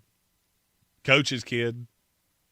I mean, when we were at the Senior Bowl, he was commanding the offense. Yep. And if you believe him that the ribs were that hurt, and that's why all of the tape that you saw last year was that bad, he's the 2, and it's not close. Mm-hmm. And why would the Rams not take a shot on that when you're coming from a Georgia guy? When your next best option is Stetson Bennett, you need another option. You wind up with Stetson Bennett back there playing quarterback. I'm telling you, you go from a Super Bowl favorite to you might scratch your way into the playoffs. Mm-hmm. But you're not a threat to anybody. No. I don't necessarily think you would be a threat to anybody with Nussmeier, but you would at least have a shot. That kid's so smart and those weapons are so good that you would have an opportunity. Well, especially if you had Makai Lemon out there as well. You're throwing to Devontae Adams, Makai Lemon, and Puka Nacua. Whoa. With Terrence Ferguson and Higbee. Kyron Williams coming out of the backfield. It's a great spot for a rookie to be thrown into if in an emergency if he has to be. All right, then 6th round, 207. Yeah, the poor Rams, they have to wait quite some time. At 207, Red Murdoch, linebacker out of Buffalo. I believe he finished second in all of FBS football last year in tackles. He is a downhill tackling machine. The Rams are one of those weird teams, and this happens with different positions with different teams, where I just look at a guy and go, 10 plays in, the Rams are going to like you. As I did the breakdown on Red Murdoch, I couldn't stop thinking, the Rams are going to like you. Mm-hmm. Because you fit that weird role that they have for linebackers, where you get a lot of these guys that were not crazy athletes. They just play a specific role, and that's what he's going to do. Yeah. Also, will be an absolute hammer on special teams. All right. Red Murdoch, and then Fa'alili Fa'amo. 232. You're gonna shoehorn him in there everywhere, aren't you? I will have it. Look, when you see the number I have on him, and then you see the number that Trevor Sycamore had on him, let's just say Trevor and I do not see eye to eye on this particular prospect. Mm-hmm. With the A+ mocks, that's what I always do. I try to take my bias out of it because every year I will use somebody else's rankings because that's the closest that there's no control in this. Mm-hmm. If I'm just doing it myself, it's going to be the same 20 players scattered across the league. I've got to have something that's taking guys out, guys fall. I can get them in value positions. This year I used PFF. Yeah. Fa'alili Fa'amo is one of those players that I'm telling you, if he is there past 100, I'm going to say his name every time a team picks. Mm-hmm. Day 3, I will say his name 100 times until somebody takes him. Mm-hmm. Because I see, and I hate to use this reference because they went to the same school, I see Zach Tom. I see a guy that can play tackle, he can play guard. If you asked him to, might even be able to play center. Mm-hmm. And if I'm the Rams and I'm looking at the depth on this offensive line, I don't feel great about what's behind my starters. No. All right, 2 compensatory picks in the 7th round for the Rams, back-to-back. 251 first. Keyshawn Silver. He's a one-tech from USC. Raw. This kid is so raw, if he was a steak, it would still have spots on it. Okay. But you do see the athletic profile and what he could become. I mean, you're a year away from being a year away from thinking about being a year away. But putting him behind Poona Ford and Ty Hamilton does give him the opportunity. I don't love Ty Hamilton, never really have. Mm-hmm. I think he could be the backup within a year. And who knows, maybe he's the ultimate replacement to Poona Ford 2 or 3 years down the line. All right, and then the final pick at 252. Remember that thing I said about linebackers with the Rams? Yeah, they do the same thing with safeties. Jacoby Thomas, kid from Miami. Okay. He may actively be 40 years old. I'm not exactly sure how old he is, but I know he's at least 24 years old. I do think he can come in and be a special teams ace off the jump. It's a depth piece long-term, probably never a legit starter. Mm-hmm. I don't think you're going to find a lot of legit starters in the last 2 to 3 rounds of this class, but that's a guy that has a role. And if I'm the Rams, that's what I'm doing. Yeah. I'm going to find as many players that can serve my purpose of winning football games as humanly possible. Mm-hmm. And I think this class does that. All right. A+ mock draft for the LA Rams. 13th pick, Makai Lemon, Caleb Tiernan in the 2nd round at 61, tackle out of Northwestern. Garrett Nussmeier in the 3rd round. And then you had Red Murdoch, Fa'alili Fa'amo. Fa'alili Fa'amo. There you go. I can only say it right when we do the Sasquatch call with it. Fa'alili Fa'amo. Keyshawn Silver and Jacoby Thomas. A+ mock draft for the LA Rams. All right, that means we got one more left. And that's the champions. Yeah, and we're going to have for lack of a better word, we're going to have plenty of grab-ass time because I think they have about 2 picks. All right. We may have done this poorly that we gave the longest segment to the team that has 4 picks in the entire draft. Well, we like grab-ass time here. Seattle has their 1, their 2, their 3, and then on day 3, every single team in the NFL has at least 3 picks. Seattle has 1. Mm-hmm. You are in the Sportsocracy. This is ESPN Asheville. Don't forget to follow us on all of the social medias at the Sportsocracy. Follow along on the YouTube. Subscribe to the channel. Get all of our Draftmas coverage next week live from Pittsburgh, Pennsylvania. We will be there for the 2026 NFL Draft on the Ingles Living the Dream Tour. And we've got a crew coming, too. Mm-hmm. We got Tank and myself. Armchair commentary, Great North Sports, David Smith. Mm-hmm. Mike Carlisle from Raw Dog, along with his lovely producer Amber, his kid, and Evo, his co-host. Producer Amber is his wife. Yes. In case anybody doesn't know. Dubs, who is Armchair's co-host, he is coming to the draft. Mm-hmm. Trey Falco, who is my co-host, usually on overtime. We will not have an overtime tonight. Trey is R.I.P. Trey. And we have to have Trey correct for the draft. So I will probably do a live stream later tonight. Still figuring those things. It's happening in live time. Going full Bill O'Reilly here. Falafel it. We'll do it live. Right. We'll have Cowboy Zach Hurst and then the ladies. Mm-hmm. Megan, Christiana, and my wife, Amy. Yes. And they're all going to go out in the masses and do some man-on-the-street stuff while we're in that very odd draft room. It's going to be a fun crew. Fun crew. Can't wait for all the coverage from Pittsburgh next week. Kevin Mullen asked, can I send terrible Super Chats tonight? Yes. You can empty the bucket of the awfulest of awful things. Whatever you want to say, because it'll only be on YouTube. Yes. Whatever Bill you've Workman. ever wanted to say. I knew I was forgetting somebody. Bill Workman will also be in Pittsburgh. Yep. I was like, I'm forgetting one. The math's not adding up. I've been waiting for a long time. It's going to be a whole lot of fun next week. You'll hear it live here on ESPN Asheville and, of course, on the YouTubes as well. When we return, it'll be time for the most important message of the day, and we'll give you that little mini A-plus mock draft for the Seattle Seahawks. ESPN Asheville, your mountain weather forecast. Big Ridge continuing to push in. We talked about this last week. No rain this week. Low 80s today. Sunshine, some clouds around this afternoon. Tonight, a few clouds around and actually comfortable 55. And then we'll start warming up on Tuesday. Sunshine 85, probably tickling 90. That's got to be close to a record on Wednesday. And we may back it off a little bit Thursday, but still sunny Wednesday and Thursday. Thursday, sunshine 85. There is a chance of showers by the end of the weekend. From the Weather Channel, I'm meteorologist Ray Stager. This report is sponsored by Think It Up. Think It Up is an initiative to activate student-powered, teacher-led learning projects. Students and teachers, how can you spark great learning experiences in your classrooms today? Join at thinkitup.org. Progressive knows life takes you in many directions. Bear right at exit 32, then begin to wonder why you never bought a fish tank. In 1.3 miles, you'll realize you've been mispronouncing epitome your whole life. At the roundabout, you will remember you said something at dinner you wish you hadn't and will think about it for decades.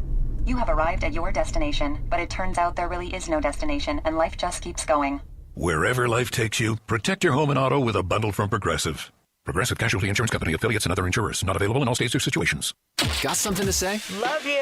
Well, just tap the red talkback mic on the free iHeartRadio app. Let's go. Requests, contests, or just to say hi. Hey, this is Heather. Get your voice on the air fast. I got the windows rolled down, the moonroof open.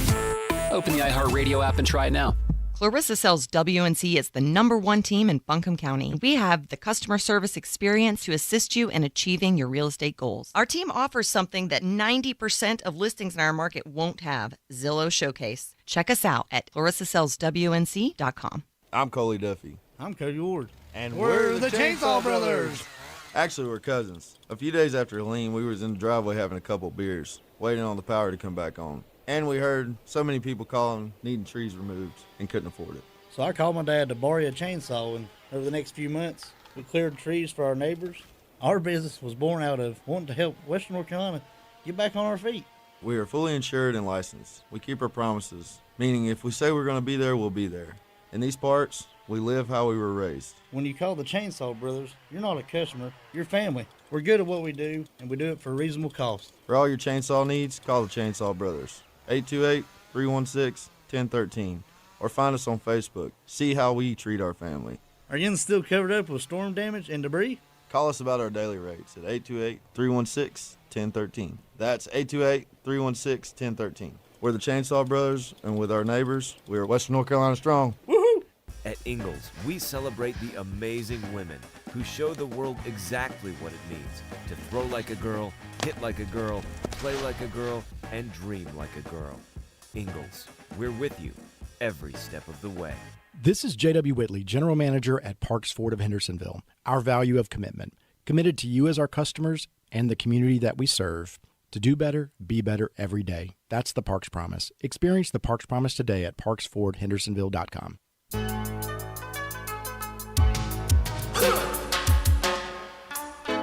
We are back at the Sportsocracy. This is ESPN Asheville, and it is time for the most important message of the day. Don't do crimes. Don't do crimes. I think the greatest crime of all crimes was committed in the commercial break. Mm-hmm. Business manager Megan throwing shade at Shania Twain. Oh, excuse me?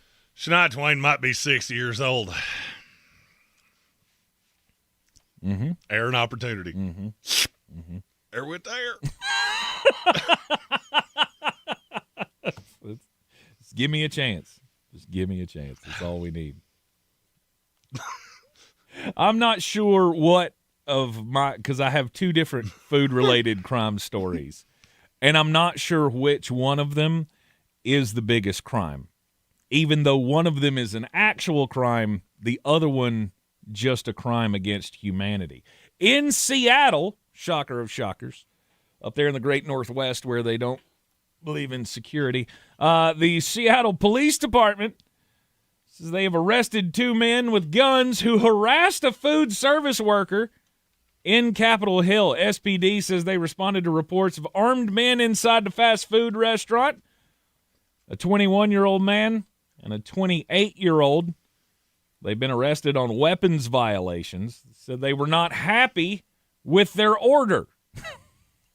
All right, look, I get mad like anybody else when my order is wrong. Do you, though?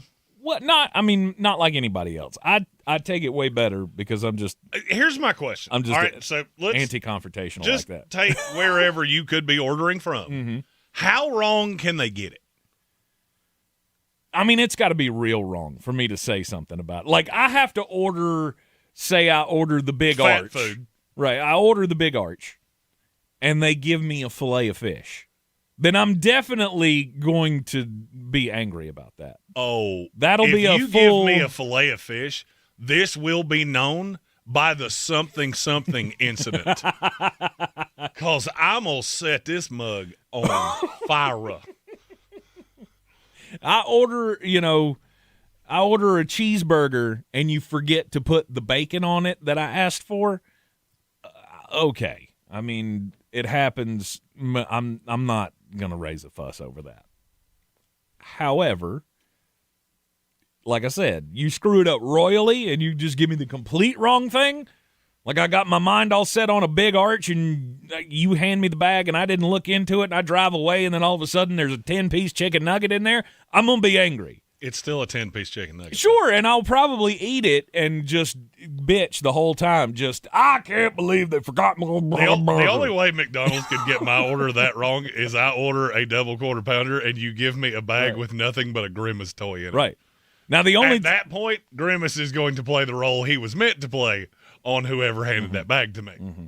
Now, the only time you can get my order wrong and I'll be happy about it is obviously if you give me the wrong order, which has happened a couple of times at McDonald's, and that is like a fat boy's dream. When you pull up and you order the Big Mac, and then they hand you your bag, and you just put it in the seat next to you, you don't really pay attention, and then you open it up once you get down the road maybe, which don't eat and drive. That's not a good idea, but I do it anyway. But you every day of my life. I've already done it once today. You open that bag, and there's actually the person behind you's order that had all of the office food in it. And you go, oh, snap, I got 4 burgers and 2 fries. Happy Fat Boy Day to me. Anyway, if your order's wrong, don't pull out guns. That's not a good idea. Now, this is the crime against humanity. Jeremy already throws shade at Oreos. I don't throw shit. Stop that. That's as stupid as that that Justin Jefferson thing. He thinks the Oreo cookie is the Justin Jefferson of cookies. I just think they're a little overrated. Sure. That's it. Well, how about this one? Special edition Oreos. It's a big deal. Pickle-flavored Oreos. Throw that in the nearest trash receptacle and take a dump on it. Because that is the grossest combination of things you could possibly think of. Chocolate and pickle. I mean, that's worse than peanut butter and jelly, Jeremy.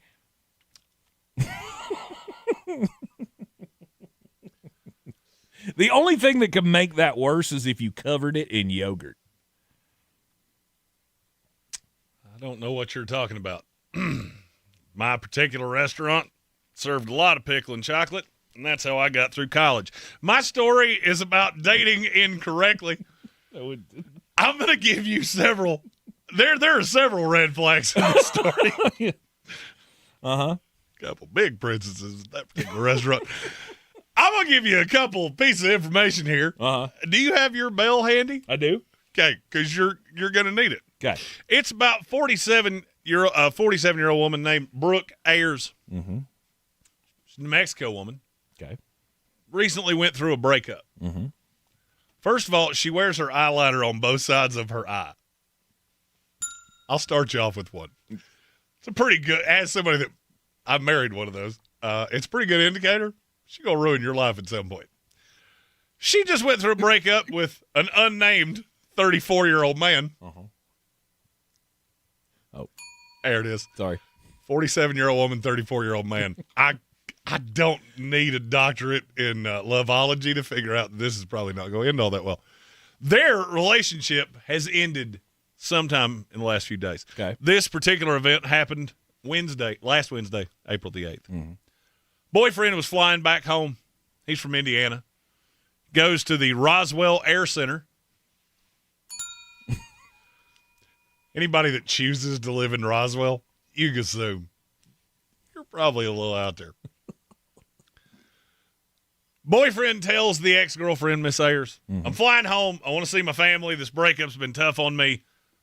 You've been a little crazy. Just need a little time away. Okay.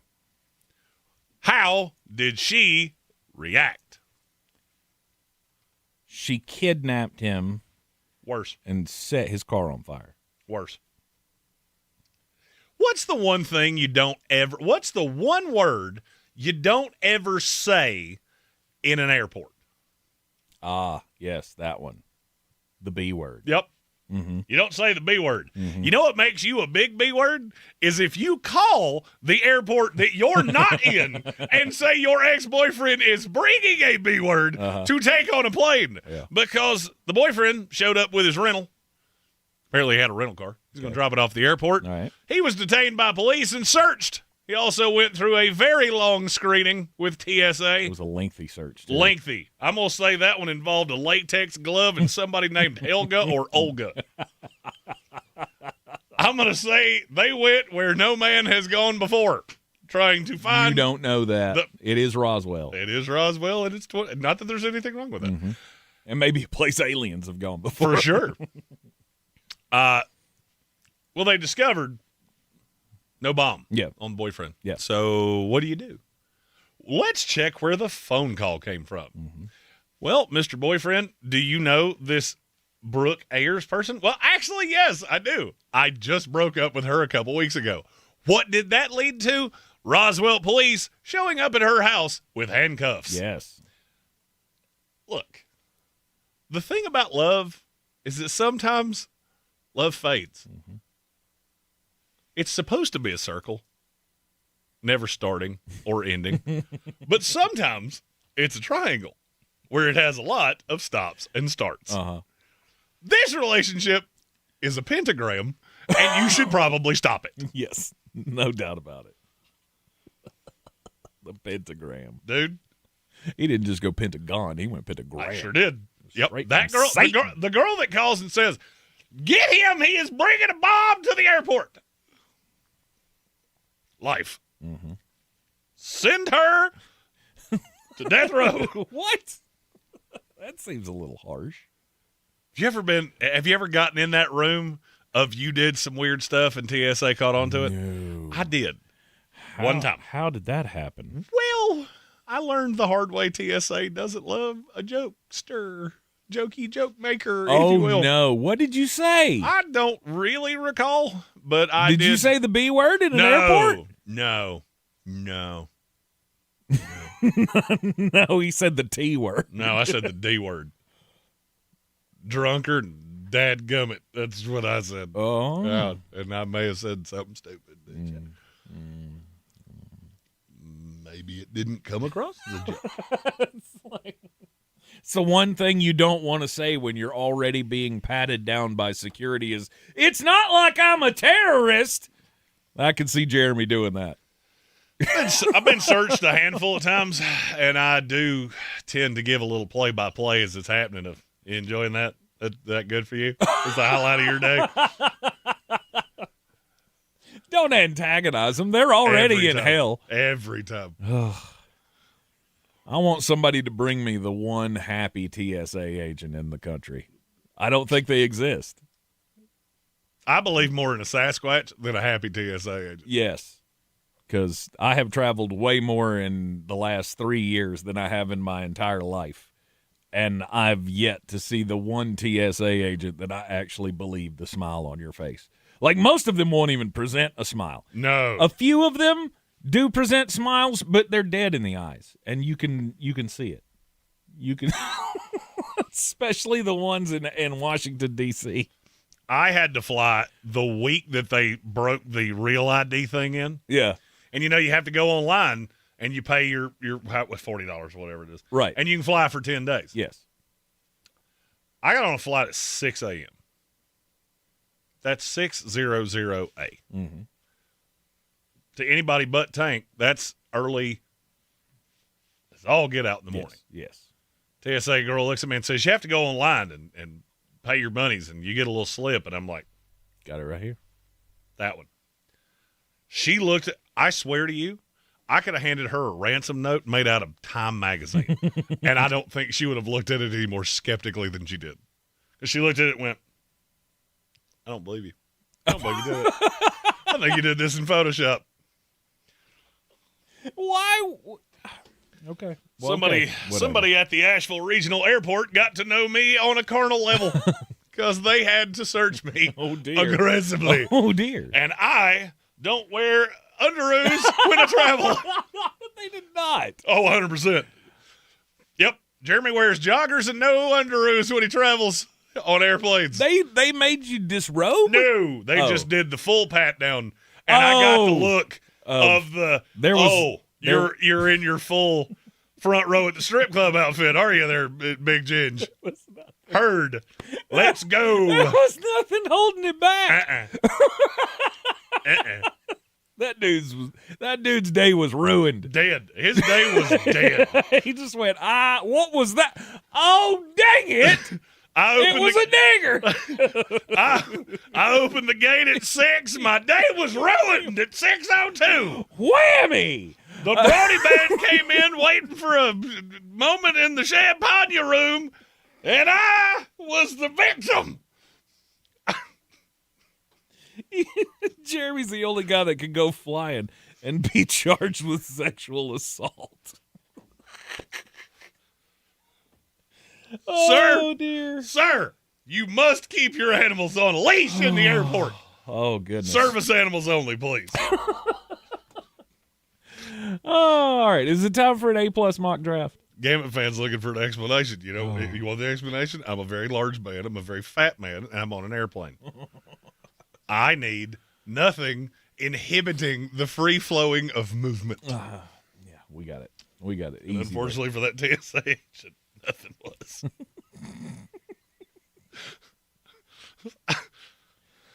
A+ mock drafts. To the chat I go. Here in the Sportsocracy, your Draftmas Central. Look forward to the mullet coming out tonight, at least the first edition of the mullet. There will be 2 editions of the mullet. You do not have to pay for both of them, correct? Correct. Right. So the $13.99, if you get in early on the first edition, the second one will come automatically. Yep. All right. So that comes out tonight. Over 200 player profiles and such. What is it? Almost 400 pages. It's a lot of Draftmas material. It's a lot coming to your fingertips in just a short little while. So, like I say, stay tuned to the social medias and everything. You'll see how you can get that this evening. Only $13.99. A+ mock draft for the Seattle Seahawks, Jeremy. They only have 4 picks. How are the champions going to be able to improve upon this team? What's the biggest need on this team? I mean, for me, I think Seattle lost a lot, but there is one big, glaring hole that I feel like is just screaming at you, and it's at running back. You don't like Zach Charbonnet as a 1. I get it. He's not a 1. He can be a part of a committee, but you don't have a bell cow running back. Mm-hmm. You also don't have a backup. So you're going to treat Zach Charbonnet, who's coming off an injury, as though he's Saquon Barkley. Mm-hmm. That's a bad idea. That's why I went Mike Washington Jr. at 32. But I clutch my pearls. That's too hot. No, it's not, because he won't make it out of the top 40. As bad as this running back class is, he's not making it out of the top 40. Yep. And is there a team in the NFL that is needier at running back than the Seattle Seahawks are? Very few. I am higher on Mike Washington than most. I have been for quite some time. Mm-hmm. I think he can be a legit 1 in the NFL. I've said, to me, he's DeMarco Murray. Yep. With much better passing upside. I mean, he's a former wide receiver. This kid knows what he's doing. Mm-hmm. And he's still learning how to play. He's still learning how to play the position. I think he's the second best running back in this class, and it's not even close. Yep. Mike Washington Jr., running back, goes to the Seattle Seahawks, and then 64 in the second round. Trading Stukes. This kid's becoming more and more and more and more popular as time goes on. And I think it's because people are starting to see something I saw early on in the process. There's a lot of upside there. He doesn't have to be shoehorned into one position off the jump. I think he can be this is weird. I think he can be Devin Witherspoon. Okay. Not quite that good. Mm-hmm. Witherspoon's the high side of this. But I think those two become completely interchangeable. Depending on who you're playing, it makes that secondary so unbelievably multiple. All right, and then at 96 in the third round. What's Seattle like out of secondary guys? Height. Big. Yeah. Genesis Smith. So now I've completely put that secondary back together, and good luck. Yes, Sam Darnold not going to have Kenny Walker back behind him. I think Mike Washington could be better than Kenny Walker. Mm-hmm. And I don't necessarily think it's going to take all that long.